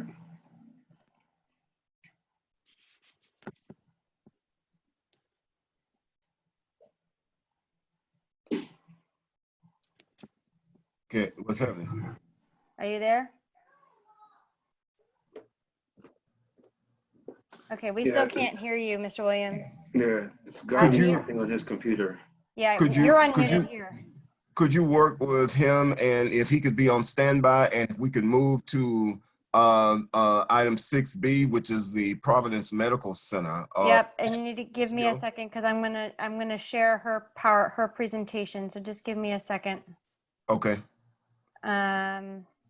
Nicole, I need to find you, and I need to find her something. There you are. Okay. All right, Nicole, are you on? Yes, can you hear me? Yeah, all right, give me a second. I'm gonna share your thing. Okay. And we can at least just get started while you put the presentation up. But hi, everyone. This is Nicole Commodore. I'm the Director of Community Impact and Advocacy at Providence Health System. And I'm also joining my colleague, Sanai Manani. He is the Director of Physician Enterprise. This presentation was to give response to what Providence has been doing during COVID-19, as well as during our last presentation, our last update. So asked if we could provide just a quick update on what has been going on in terms of our numbers with urgent care. And so it coordinates with the COVID-19 response. So just wanted to just provide all that at one time. So Nicole, I think you should, does everyone see her slides? Yes. Okay. Okay. So we'll just go quickly for sake of time. So you can go to the next slide. So Providence, obviously, this has been a huge pandemic around the world. Obviously, in DC, we just heard about those statistics, what's been going on. And we've been responding aggressively to COVID-19 since the beginning and have been working around the clock to respond to the pandemic in DC, as well as in all of our sites of care across the district. The health and safety of our patients, associates, guests, and community still remains our top priority. We have been working cooperatively with the DC Department of Health to support local efforts to mitigate the spread of the disease, as well as to serve the health needs of our residents. We continue to offer care through our urgent care center, through our police and fire clinic, and that clinic is our joint run venture with MedStar, where we provide care to injured police and fire fighters, first responders, and we've been testing though anyone that's been injured or excuse me, not even injured, but anyone that feels like they've been susceptible to COVID-19, we've been testing them on site and making sure they get the proper treatment. So we've been on all first responders in DC during this time, as well as we run Carroll Manor, which is our nursing home, as well as a hospice on site, which is Capital Caring, and that's a private entity, but they are on site. These are our current hours of operations in front of you, just so you know how we decide those certain entrances because of COVID to minimize risk to those coming to the building, and just streamlining and making sure we have proper screening at all entrances, and to make sure that we are containing any individuals that might come onto the campus that might be active COVID patient. You can go to the next slide.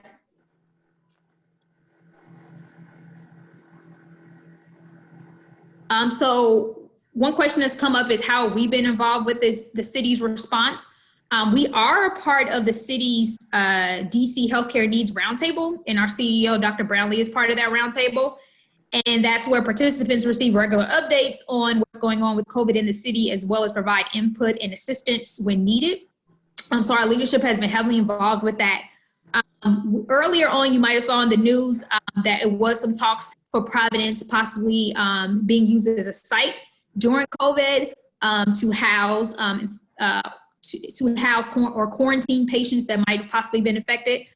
During that time, this Department of Health came out, the Army Corps of Engineers came out. We did have a high-level review of the hospital, the legacy hospital itself, and so it was definitely assessments being done to see if it would be a possible useful space during this time. After all the different assessments were done, it was deemed that the current infrastructure wasn't the best location, so that's why you've seen earlier was mentioned about the Washington Convention Center. They decided to go on that route instead of Providence because it made more sense to use that instead of Providence. But at the same time, we're continuing to be helpful where needed.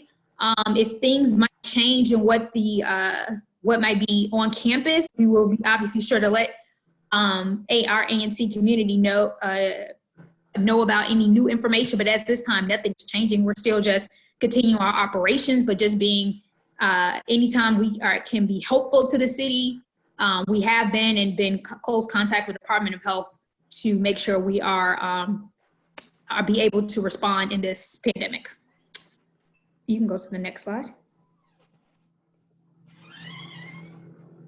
So specifically at Providence, these are the things we have been doing. We created our Incident Command Center, which is where we, literally all the hospitals within Ascension just did this pretty much the first week of COVID-19. And this is how we prioritize when we might get calls that people have come on campus, being transferred to the campus, whether it's to the nursing home, whether it's hospice, whether it's to the police and fire clinic that may be deemed an infected patient. This is how we sort of strategize and triage and making sure they're sent to the correct locations, or if we needed to transfer them. So that's the instant command, and we just do those regular reports every morning to make sure everyone's informed on what's going on. We also have been sending out our protocols, handling reported incidents, as I said, as well as providing access to resources. We've been cascading and implementing guidelines to all of our facilities on site, which you can see regarding PPE, regarding screening any visitors, patients, and staff. If you walk into the building, you will be screened automatically, even if you work at Providence. We have also been making sure if the safe identification of potentially infected patients and making sure that they are either tested on site or they are being transferred to another facility. Working with our neighboring health systems as well. Go to the next slide. In addition, from I think maybe the second week when everything hit, we postponed all of our elective visits. We also have been treating patients that require treatment. We've been doing, we were initially seeing them in-house, but we have switched to virtual care, which I'll talk about in a second. And we stood up a virtual care office quite rapidly to take care of those patients that require treatment in primary care specialty. We're continuing to operate our Carroll Manor skilled nursing facility, and then as well as help to support our capital care and hospice unit. We have a whole subset. We have around, 20 to 30 private physicians on site in our medical office building that are Ascension employees. Then we have about another 100 almost independent physicians on campus that are still active, still seeing patients, not right now, but before COVID hit. And so all of those independent physicians, they also needed training, screening, support. So we've been working with those independent physicians as well, in addition to our own employee physicians on protocol, screening, testing, and all that kind of stuff. In addition, our urgent care center is still operating 7 days a week, which I'll talk about later. And then we've been obviously communicating like we're doing right now to ANCs and community groups. Go to the next one. And if I can do that, I will definitely will. I have to keep bothering you. So next was our Providence virtual provider office. Obviously, as things rapidly progressed, we said, we can't keep having people to come in for routine provider office visits on campus. So let's switch to a virtual care setting across Ascension, which is our parent company. They've been pushing virtual care for a while. You might have heard radio ads that just talks about Ascension in the city. Those are all as Providence. It's all coming out of the same system. So on March 26th, we launched our virtual provider office, where we conducted already over 1,600 visits, and that's either through telephonically, virtual, or our virtual urgent care visits. The virtual visits, that means, going, using your tablet, phone, using screens, as well as telephone visits, are available for our established patients. And then urgent care visits are available for anyone who needs immediate care, primary behavioral health needs, as well as Medicaid patients within My Health GPS. We also, for those that might be interested, that feels like, oh, I would like to see a doctor, might not be feeling well, we have something called Ascension Care Online Care, where we provide access 24/7 to a doctor that you can use through your phone or mobile device. Right now it's $20, no insurance, available in all 50 states. It's just going online to ascension.org/online care. But that's available if anybody needed that kind of service. Go to the next one.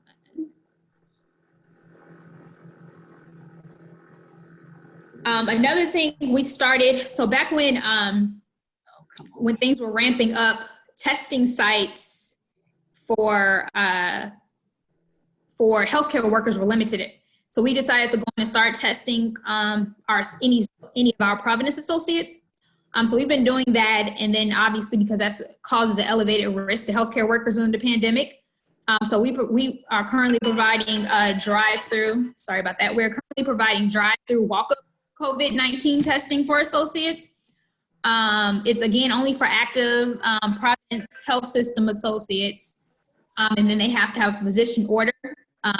As of right now, this is just, like I said, associate. If things change or we expand, you'll be the first to know. But we were trying to at least deal with our associates, the first responders essentially right now. And then we also have the PFC clinic, which is police and fire, that's also doing.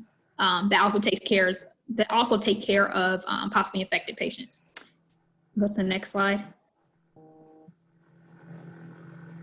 So this was dealing, I'm going to pass this on to Sanai. This is talking about our urgent care and what we've been doing since we opened up last July. This was a question about our patient volumes and where they were coming from, what zip codes were patients coming from, and what we were seeing in terms of Medicaid, commercial payments, or managed care. So Sanai, I don't know if do you see, Emily, that name? Let me check. And I can just get started where you look for Sanai. But we started last July.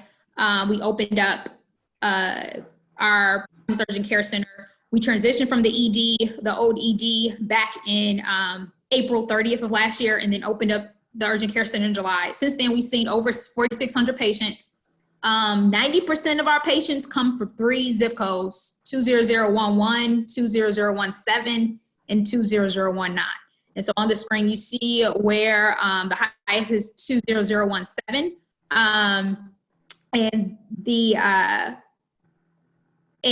that's 90% of the patients are from those 3 individual zip codes. Were you able to find him, Emily? What's his number? Let's see. What's his name again? It is. What's his full name? Did he call in? Is he on the video or call? Yeah, he called in. Okay, so what's his phone number? It is, one second, it's 703-973. Yep, I got it. You see it, Emily? Yep, You I see got it. Commissioner? I Okay. got it. He's up. So now you should be good. Hi. Yeah, hi. Good evening, everybody. How are you? Thank you, Nicole. So just to kind of pick up where we left off. So yeah, about 3% of the patients we do see in urgent care are non-residents of the district, which kind of attributes to the high volume of patients we see from the Ward 5 in particular. Pre-COVID, our numbers or weekday average were about 33.5 patients a day, with a weekend average of about 14 patients per day. Again, our weekend hours are from 8 a.m. to 3 p.m. And a few examples of some of the severe conditions that we actually see in urgent care are suicide ideation, which is active suicide thoughts, patients who are deemed risk to themselves, rectal leaking, renal dysfunction, as well as myocardial infarction, which is otherwise known as heart attack. And I definitely want to point out that, everyone that comes to the urgent care is seen regardless of their ability to pay. We definitely take pride in that. It is truly our responsibility to make sure that we are meeting the patient expectation for level of care. And for those higher acuity cases that can include heart attack or renal failure, we work with our local EM responders to move those patients. Yeah. Hold on one second. Yep. Excuse me 1 minute. I've just been informed that we have a hard stop here at 9 for our meeting. And so I just wanted to see how much time longer you guys have to bring this to. We have, I would say maybe I can, if you give me about 90 seconds, I can definitely get this taken care of. Okay. That works for everybody. Yeah. Yeah, sure. Thank you. So for those higher acuity cases that can include heart attack or renal failure, we definitely work with our local EMT responders to move those patients swiftly to the emergency department. If we move to the next slide, and kind of looking at here, I definitely want to point out that for those who aren't familiar with the Right Care Right Now program, It was started by the mayor, which initially allows us the ability to have connection with Washingtonians with the right type of care and resources when they call for help. And so by freeing up the emergency services for those who really need them, while also making better use of medical clinics and facilities throughout the city and Providence Urgent Care Centers proud, and particularly to be part of that program and to serve those in needs for Ward 5. And as we can see here on the slide, that we actually are the #1 referral site for the DC Right Care Right Now program. And to date, we've actually seen 398 patients in counting. Exactly, and that was the last slide, Emily. Yeah. That one, you can talk. Okay. All right. Was that it, Sinai? I think that's it. Yeah, that's it. That's all I have. So appreciate and everyone's just time here. Thanks, Sinai. And just to reiterate, if you have any questions, you obviously can contact with myself or communityrelationsdc.org, but we're happy that we are part of that DC program, the #1 referral site in the whole city. And we've only been participating for like 7-8 months, but thank you. All right. Thanks, Thank Nicole. you, guys. Let me thank you all for a very detailed report. And I want to say, as I can recall, I guess a few months ago, I have really seen improvement, I think, in the communications and relationship with you guys. And I really appreciate you being here tonight and look forward to continuing to work with you guys in the community. Thank you so much, Commissioner Howard. All right. Our pleasure. Thanks. Okay. The next item on the agenda, I think we were trying to round up Zachary Williams for Chick-fil-A. Yep, he's unmuted. Okay, can you hear me now? Yes. Thank you. Great, thank you. I apologize for that. I'm not sure I've been doing Zoom meetings like all of us for the last month, and that's the first time to have a technical glitch, so I apologize for that. No worries. I will make this very quick. I know that we were short on time, so I will make it quick. I do have a PowerPoint that I can share. Am I able to share the screen? No, you'd have to send it to me and I'd have to do it. Okay. I did send it to Commissioner Fletcher a little earlier in the day. So I can just proceed. Why don't you go ahead and talk, and if I can find it, I'll try and do it. Sure, no problem. And otherwise, we can make sure we send it out and post it on the website if needs to be as well. No problem. So my name is Zach Williams. I'm with the firm Venable. I represent Chick-fil-A. On the line, as well as Brent Edmiston with Chick-fil-A, Daniel Solomon, our traffic engineer, and Travis D'Amico, our civil engineer.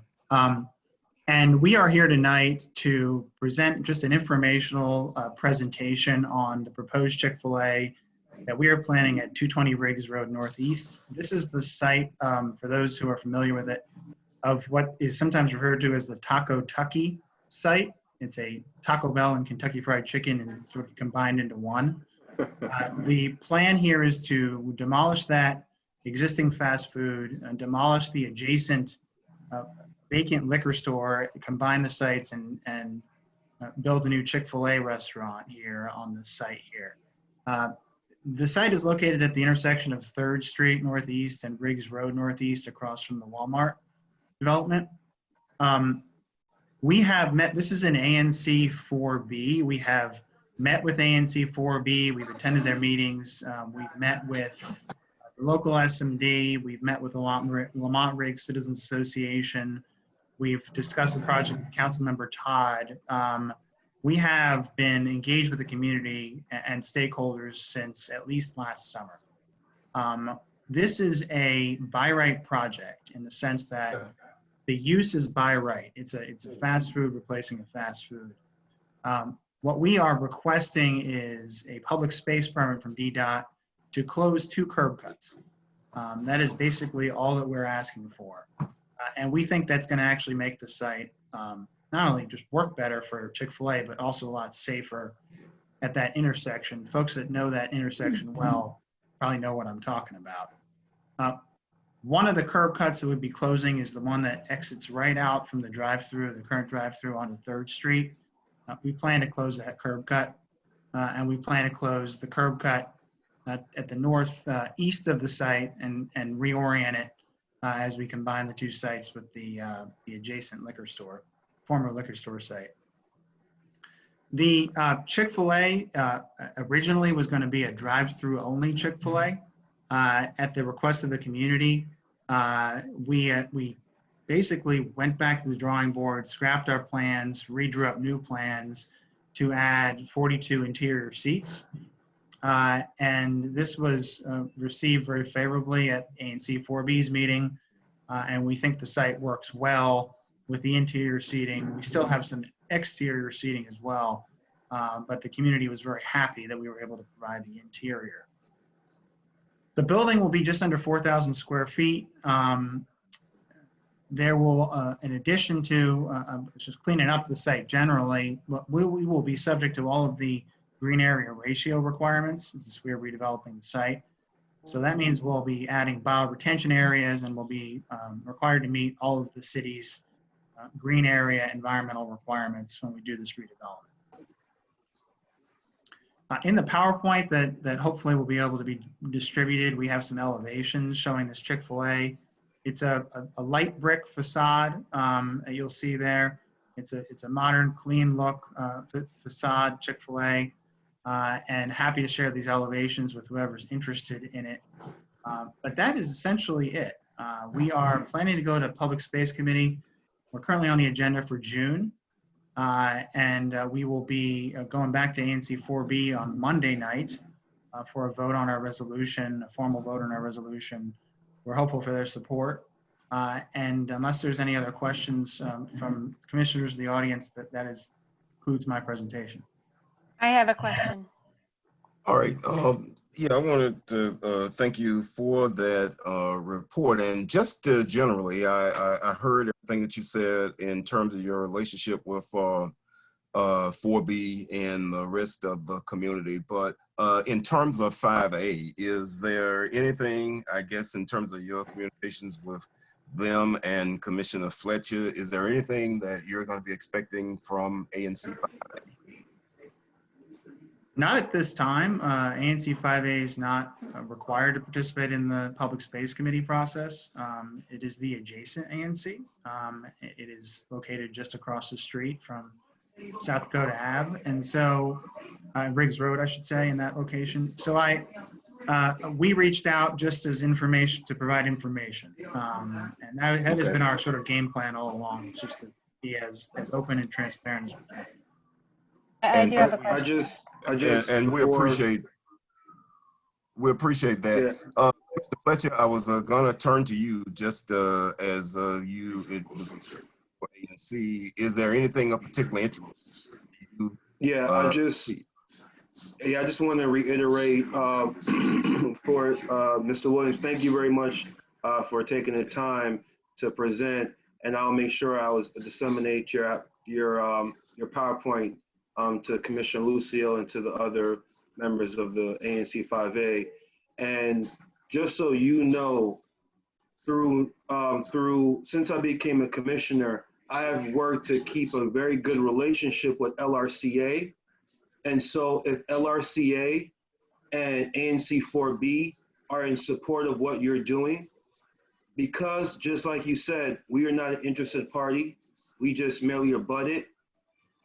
I am going to stay out of this so long as 4B and LRCA are in support of what you're doing.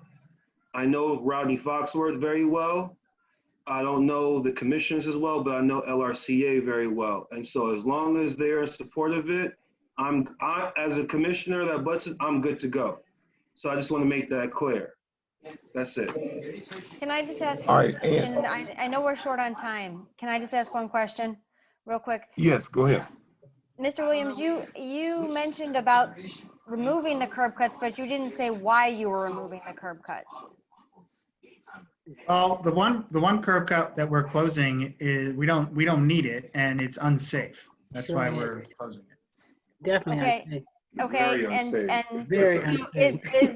is there an ADA approved path of travel that's in place of that? No. So what is the ADA? I'm not familiar enough with that intersection to know what the ADA approved path of travel would be in that area then if we're removing 2 curb cuts as a point-to-point It's not that route curb of cut. travel. There will still be 2 open curb cuts into the site. The Okay. curb cut that we're removing is literally right at the intersection. So It's we'll very be. dangerous. It's a very driveway. Dangerous. It's a very dangerous driveway. It's a driveway. It's a driveway. Yeah. And Okay, it doesn't but It do will be anything. replaced by sidewalk. Right. Okay, but okay, I understand that they'll be replaced by sidewalk, but if there is a pedestrian who uses a wheelchair and there's no curb cut, is there a way for them to get to your establishment with the separate. proposed drawings? Yes, Yeah. absolutely. Yes, it has nothing to do with that. Yes. I'm very Okay, familiar with that area. Okay, I just want to make sure that I would like to see the drawings, and I'd like to see, Commissioner Fletcher's going to send us the PowerPoint. That's a big concern that I'd want to make sure is well addressed, because I don't want us eliminating. I understand that the curb cuts need to be safe. I understand that, and that they need to meet the current ADA guidelines for the city. But I want to make sure that there is a safe, accessible path of travel to any of our residents who need that access. But that's not in our ward. All right, It's and I understand that. That's why I and- said and- what I said. It's not in our. It's not It's in our not in our ANC. ward. I It's not understand in our that. So we ANC. gotta be very I careful understand that. with I just wanted to express that concern. Yeah, no, definitely. I hear that, but that's why I said what I said. Yeah. Because LRCA is LRCA. very active. They have a task force. Yes. Their residents, their community members are very much in tune with what's going on. So I think Rodney right. Foxworth is on the call right now. So Frank, Commissioner Wiles, you're very much aware too. LRCA, they don't mess around. So just like North Michigan Park. So You're right. And echo so I that. know that if there is Correct. a concern, I think over there, and if It's been Ragnar taken care of. have any Okay. concerns, he's been trying to reach out to me, so I owe him a call, so I'll follow up with him. But Right. this item here is not an item that we will be voting on. It's not an ISMD. I'd like to take liberty to thank our presenter for the presentation so that we can move on. We have about 10 minutes left for discussion this evening, and I want to try to at least make sure we get to an end where we can close out within a reasonable amount of time. So, sir, thank you for your report. Any closeout remarks? I just want to thank everyone for accommodating us, and thank you again for the time. All right, thank you. Commissioner Fletcher, who do I need to unmute for the next part? Paul Tummins, it's Mr. Chair, Commissioner Lucio, it'll be very brief. Paul Tummins from our place at Fort Totten. There is a modification of consequence that is before the office of the zoning commission. So I just wanted him to get an opportunity to give a very high level, brief overview, and he's going to get into the weeds of everything during my single member district meeting. But I just want to make sure that we're keeping the commissioners and community informed continuously with what's going on with this massive project on South Dakota Avenue. So He's Paul, unmuted. He's the floor good. is yours for a couple minutes. Great, And perfect. do you have a PowerPoint? No PowerPoint. Nope. I told Commissioner Washington, no PowerPoint. Well, Yeah, especially given our time this evening, we will be very brief. And then as Commissioner Gordon said, I'm sorry, Commissioner Fletcher said, we will be back with in the future. So first I want to thank everyone this evening. I hope everyone is staying safe, healthy in these truly challenging times. We also have Sean Cahill on the line, and he can provide a quick update on where we are with construction activity for the Block B of the Our Place at Fort Totten project as well. As Commissioner Fletcher noted, we have filed just yesterday a proposed modification of consequence application. The modification of consequence, those are just really architectural details to the project. Modification of consequence applications, they're the applications that the zoning commission reviews without the need for a public hearing. So really, in a nutshell, the proposed redesign and relocation of a couple of the architectural elements are on both the residential component of the project and also the what we call the FEZ, the Family Entertainment Zone. With regards to the open spaces on Kennedy Street, we'd previously shown it's a drop-off and pickup area come off Kennedy. We're going to make that pedestrian only. We're providing some more landscaped area on that part of the project, and we'll be able to see that in greater detail when we present at the 5808 SMD meeting. Now, if I could ask Commissioner Lucio if she could also. He's unmuted. He's good. Perfect, thanks. And so now I'll pass it over to Sean Cahill, give a little update on construction activity. So good evening. I'm Sean Cahill with K-First Enterprises, and will be overseeing the construction activities for the Phase B. And what is happening right now is we issued today the first of our bi-weekly letters that will go out to the community. We'll be sure to include the ANC on that. It went out electronically. Right now, the activity on the site has a couple of drill rigs that are testing borings throughout the site. We are proceeding with our permit applications for the supportive excavation and the dewatering wells, disconnecting utilities to 7 of the 8 buildings that are vacated, and hope to be under full construction by July 6th of this summer.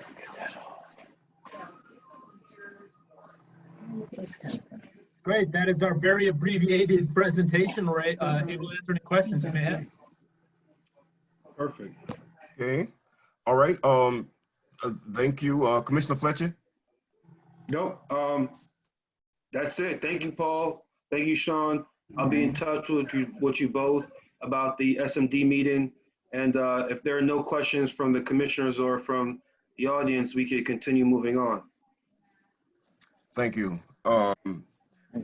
The DC Bilingual is here. Commissioner Washington, I suppose that's you. Yeah. Last but not least. And Commissioner Washington, who do I need to unmute for that, please? Daniela, is she there? Is Daniela She there? emailed me, so let me just double check. Yeah, what's her last name? Yeah, I got her. Yeah. I got her. Yep. Okay. I'm not sure who's with her, but. Daniela, are you on? Hi, everybody. I'm on. I'm here with 2 board members who may or may not want to speak. It's Nadia and Richard. And I'm Okay, also I'll try here and with find them. a colleague, John Breyer. Oh, I've got Nadia. What's Richard's last name? Lambert. Got him. Okay, they're both unmuted. And then John Breyer as well. John Breyer. Richard Lambert, I'm having trouble unmuting. Well, hello, Ms. Wiles. What's the last one's name? I'm sorry. Breyer. Yeah. Okay, I got him. All right, go ahead. Okay, thank you so much, everybody. We're sorry to be last. We hope to be quick and catch up. So I am Daniela Anello, and I represent DC Bilingual. I'm the school's head of school. So this is the agenda for this presentation, but we're going to go really briefly through it so we can go right to the next page. DC Bilingual is a public charter school, and you can go again to the next one. We serve children from all parts of the district, and in a few slides you'll see the demand that our school has. So we really do represent the whole city, but the majority of our students reside in Ward 4 and Ward 5, which is kind of perfect because our school is located right between Ward 4 and Ward 5. We are on 33 Riggs Road, so right where Rock Creek Church Road hits Riggs Road. Our mission is to serve everyone and to be bilingual and to meet the needs of all of our children. So regardless of any challenges they may face, we provide them with the services that they need to be successful and to be bilingual. We can go on to the next one. So we have some values. We want all of our children to be bilingual leaders. And for us, leading means learning languages, earning respect, acting responsibly, and doing your best. We can go to the next slide. And we can skip this one too. So DC Bilingual is considering growth, and we can quickly click through these. They pop up one at a time, but I can go through them as a full list. Okay. So DC Bilingual is seeking to grow because we have, our data demonstrates that we are able to serve our at-risk students, our English language learner students, and our SPED students really well. We actually, as compared to other charter schools, we have a tendency to have a higher growth, academic growth for all of our children in these categories, more so than most schools. So we are getting a little bit of pressure that if we are serving our most vulnerable students really well and bilingually, we are receiving some pressure to serve more children who fit these characteristics, and just to do this for more children. We have a huge school demand. We would like to improve our campus to have amenities for all of our children, newcoming children, as well as the ones we currently serve. And because we're a bilingual school that is trying to close the achievement gap, we think that by serving more kids, we will be able to offer more to the community around us. So be a leader in the field, in the bilingual field, serving vulnerable students in DC. We can go to the next slide. This is our demand. So as you can see, the bar graph, the blue bar graph represents how many families have applied to enter our school. It's a lottery process.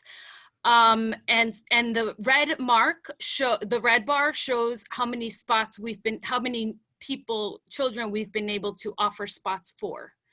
So you can get the sense there that as our demand goes up, our actually ability to serve more kids is actually going down, which is what you can see on the right-hand side. That's because we have staff preference and we have sibling preference, and a lot of our families have lots of children, so that doesn't allow spots for new kids to enter the school. We go to the next slide.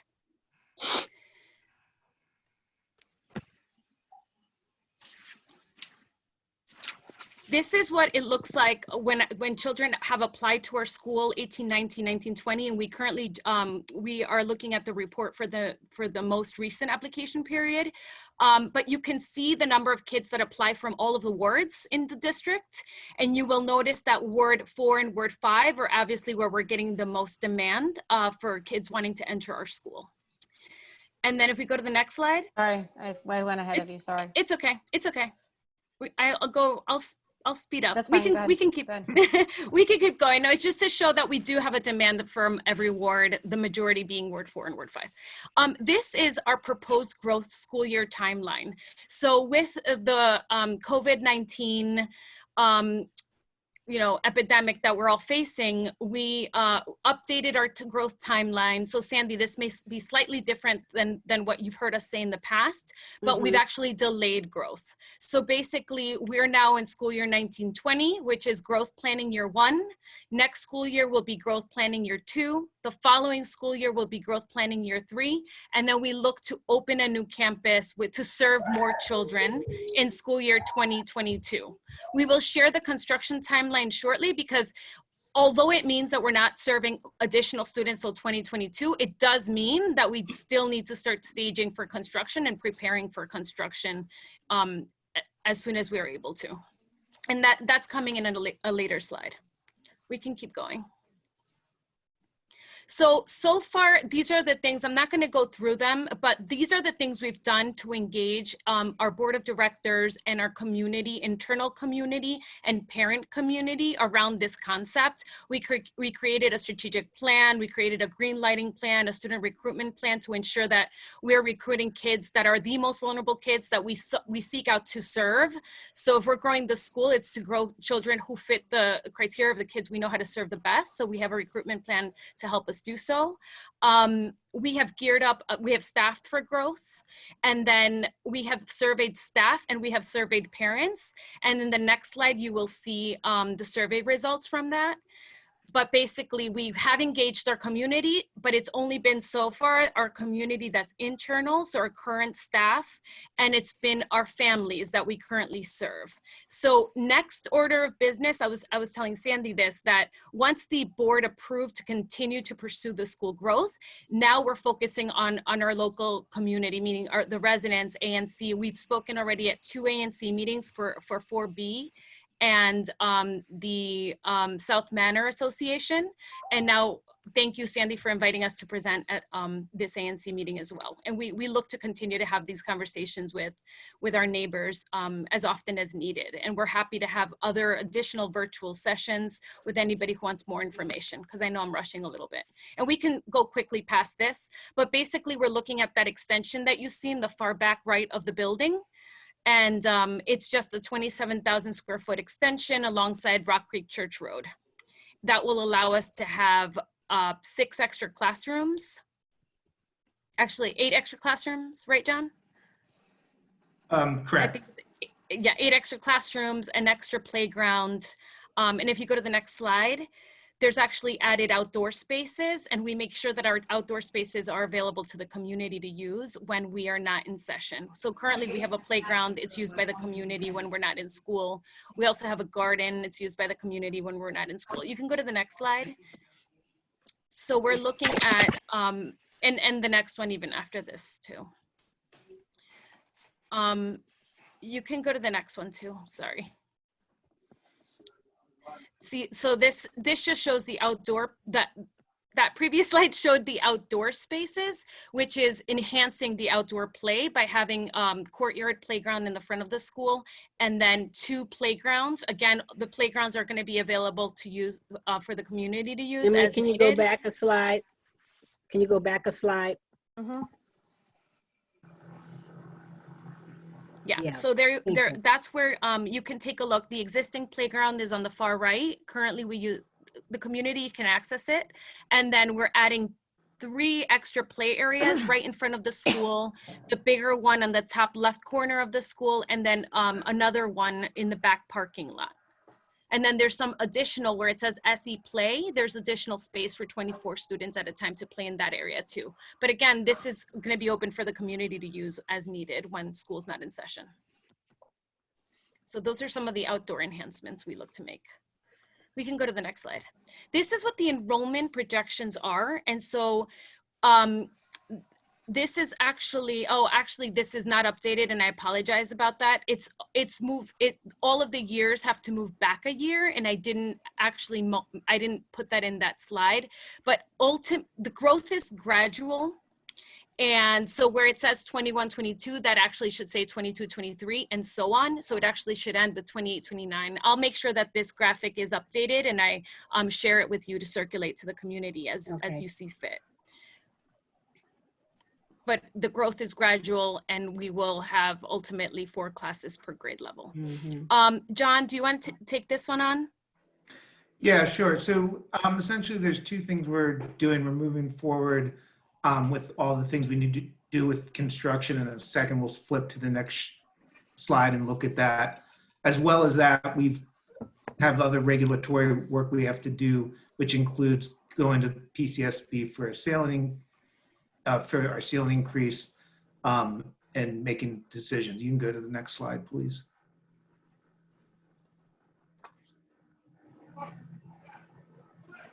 So this just kind of gives you an idea of the schedule we're looking at. From now until the fall, we would do work on permits. We have engaged the Road Slade for a traffic study, which we'll share when we're done. We're working on financing, and we're working on agency approvals. Fall of 2020, we would finalize our budget, secure our financing, and then we would start construction staging spring of 2021. And that would all be located on our property. One thing I did want to let you know is in increasing the footprint, we are going to be losing some parking spaces, and we're also going to lose that with construction. And we've been engaged with the church across the street to rent a long-term 30 parking spaces during the times we need them for the school day, and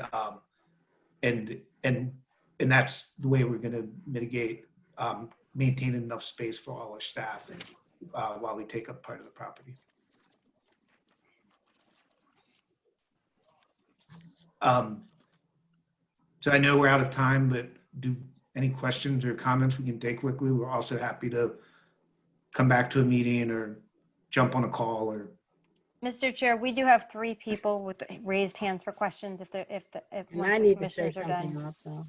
All right, so okay, so first thing we'll do is recognize Commissioner Washington.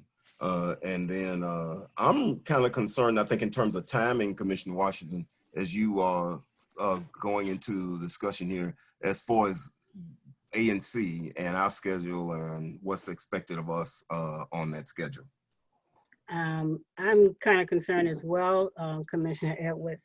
I have been talking to Daniela, and then she did mention in going through the presentation that she's meeting with us now, but we need to have some other community meetings, like a single member district meeting, and I'm sure the Civic Association would want to weigh in on this as well. So I'm looking at your timeline, John, but I don't know when you need something from the ANC, but it has to be some time allowed so that we can come together as a community and have some meetings before I bring it before the full commission for a vote. Absolutely. How much time would be reasonable for that? When are you looking? I mean, you're planning now to do, as I looked at your slide, that you have some timelines that you're going through June. When is it that you guys need approval? Because I would need to know that so that I can base my meetings on that timeline. Yeah, I mean, if we could have your approval by June, that would be great. Well, we don't meet. Do we meet in June, guys? Yeah, we do, but if I can interrupt real quick, but Mr. Breyer, just a quick question. In terms of, if I'm understanding Commissioner Washington's question correctly, not necessarily what you want in terms of stuff from us, but when are you required to have stuff from us in order for you to get that to the city? Yeah, so, I mean, if we got your approvals by the fall, okay, that we could make that work. When does the city need it is the basic question. Yeah, that's the question.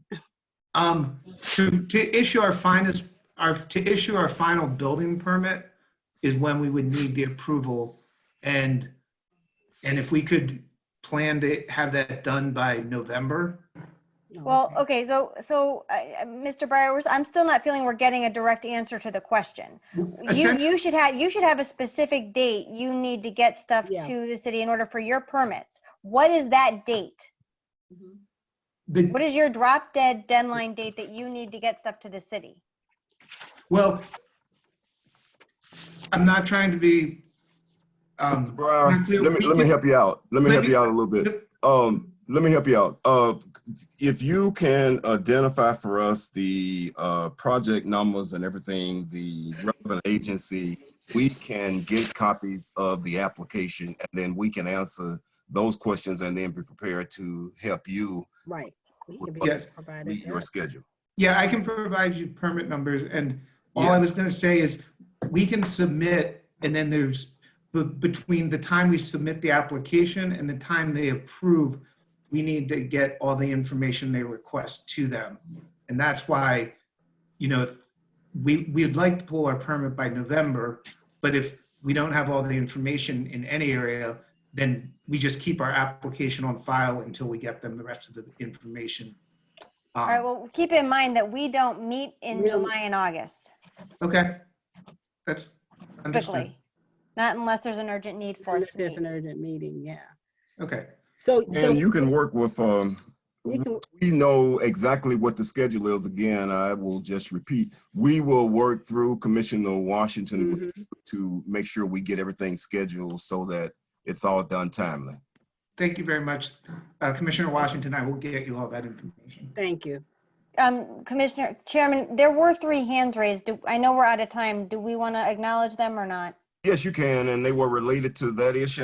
Yes, I'm going to go ahead and unmute. Rodney, you're going to be unmuted. Go ahead, Rodney. Hi, Commission. Thank you guys for taking my request. My questions. It was actually about the Chick-fil-A project. So is it still appropriate for me to raise a question or just do it later? I think he left the meeting, so if we can hold that to the next meeting, that would be great. Thank you. All right, and I'm going to go back and mute you. And Mr. Breyer?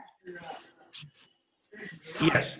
I'm sorry, no, sorry. You raised your hand. So And then Jake, I'm going to unmute you. Go ahead. Hello? All right, I'm going to go back and mute him. Okay, maybe we don't have any questions. Maybe not. Okay. Okay. All right. All right, John, I look forward to getting my information from you. Just email whatever you have to me, okay?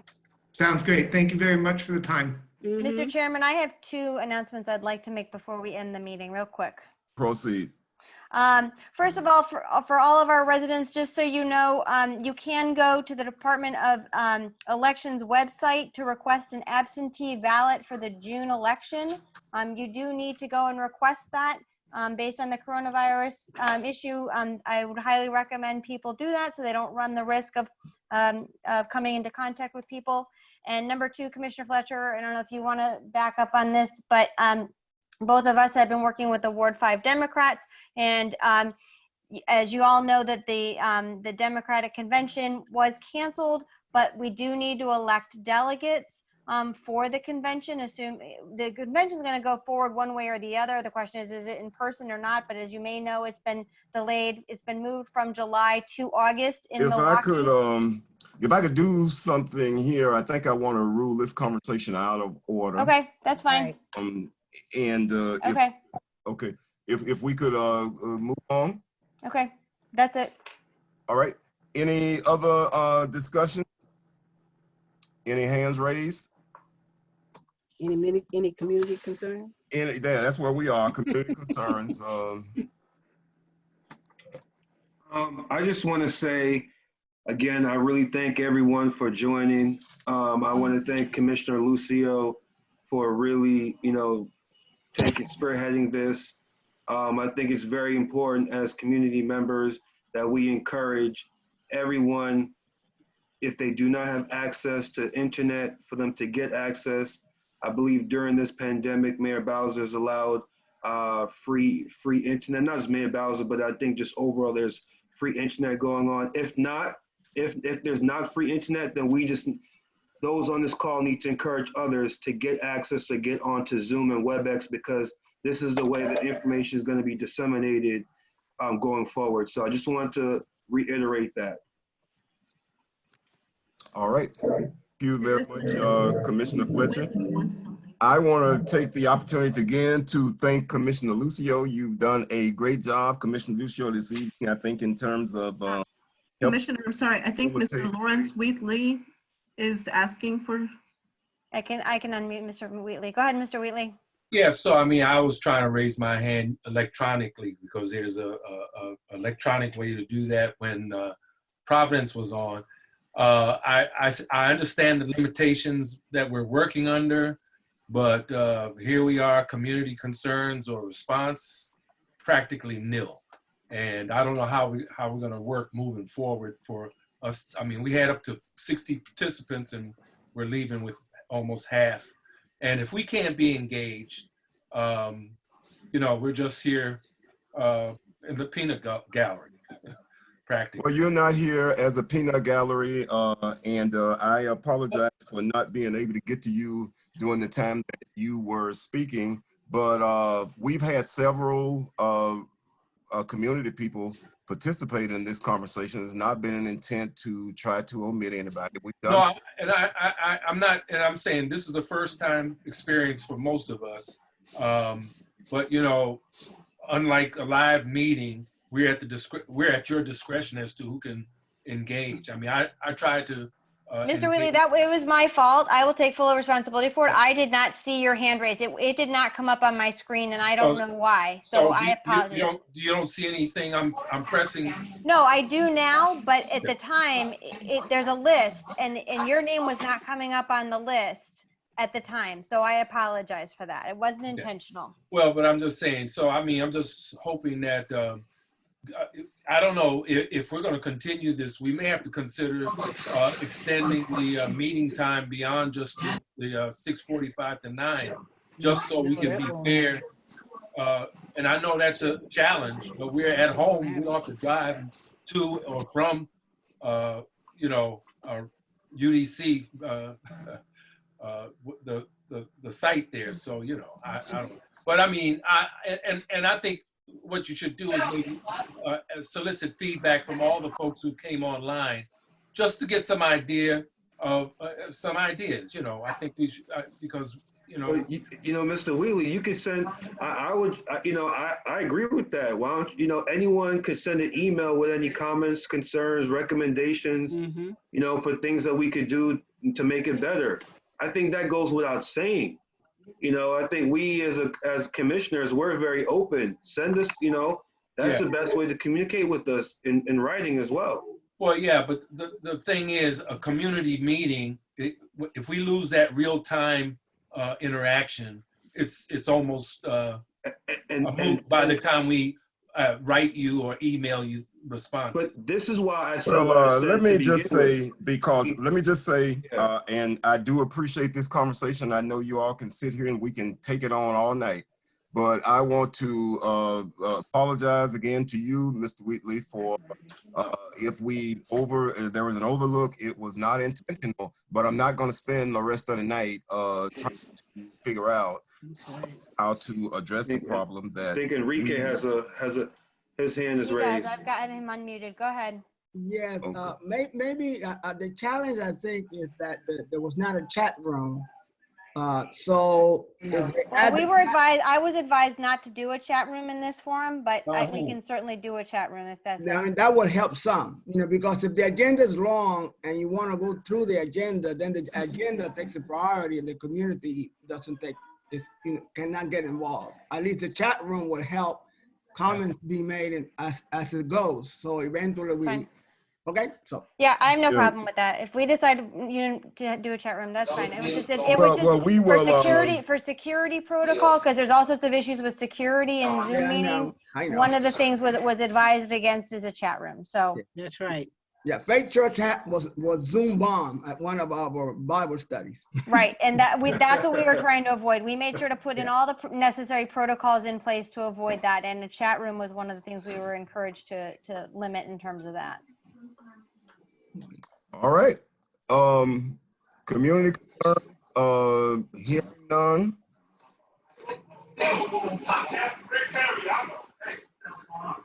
Let me just say thank you anyway, in spite of that. Thank you. All right, appreciate it. If no further business, this meeting is adjourned. All right, take care, everyone. Be safe. Thank you. Goodbye.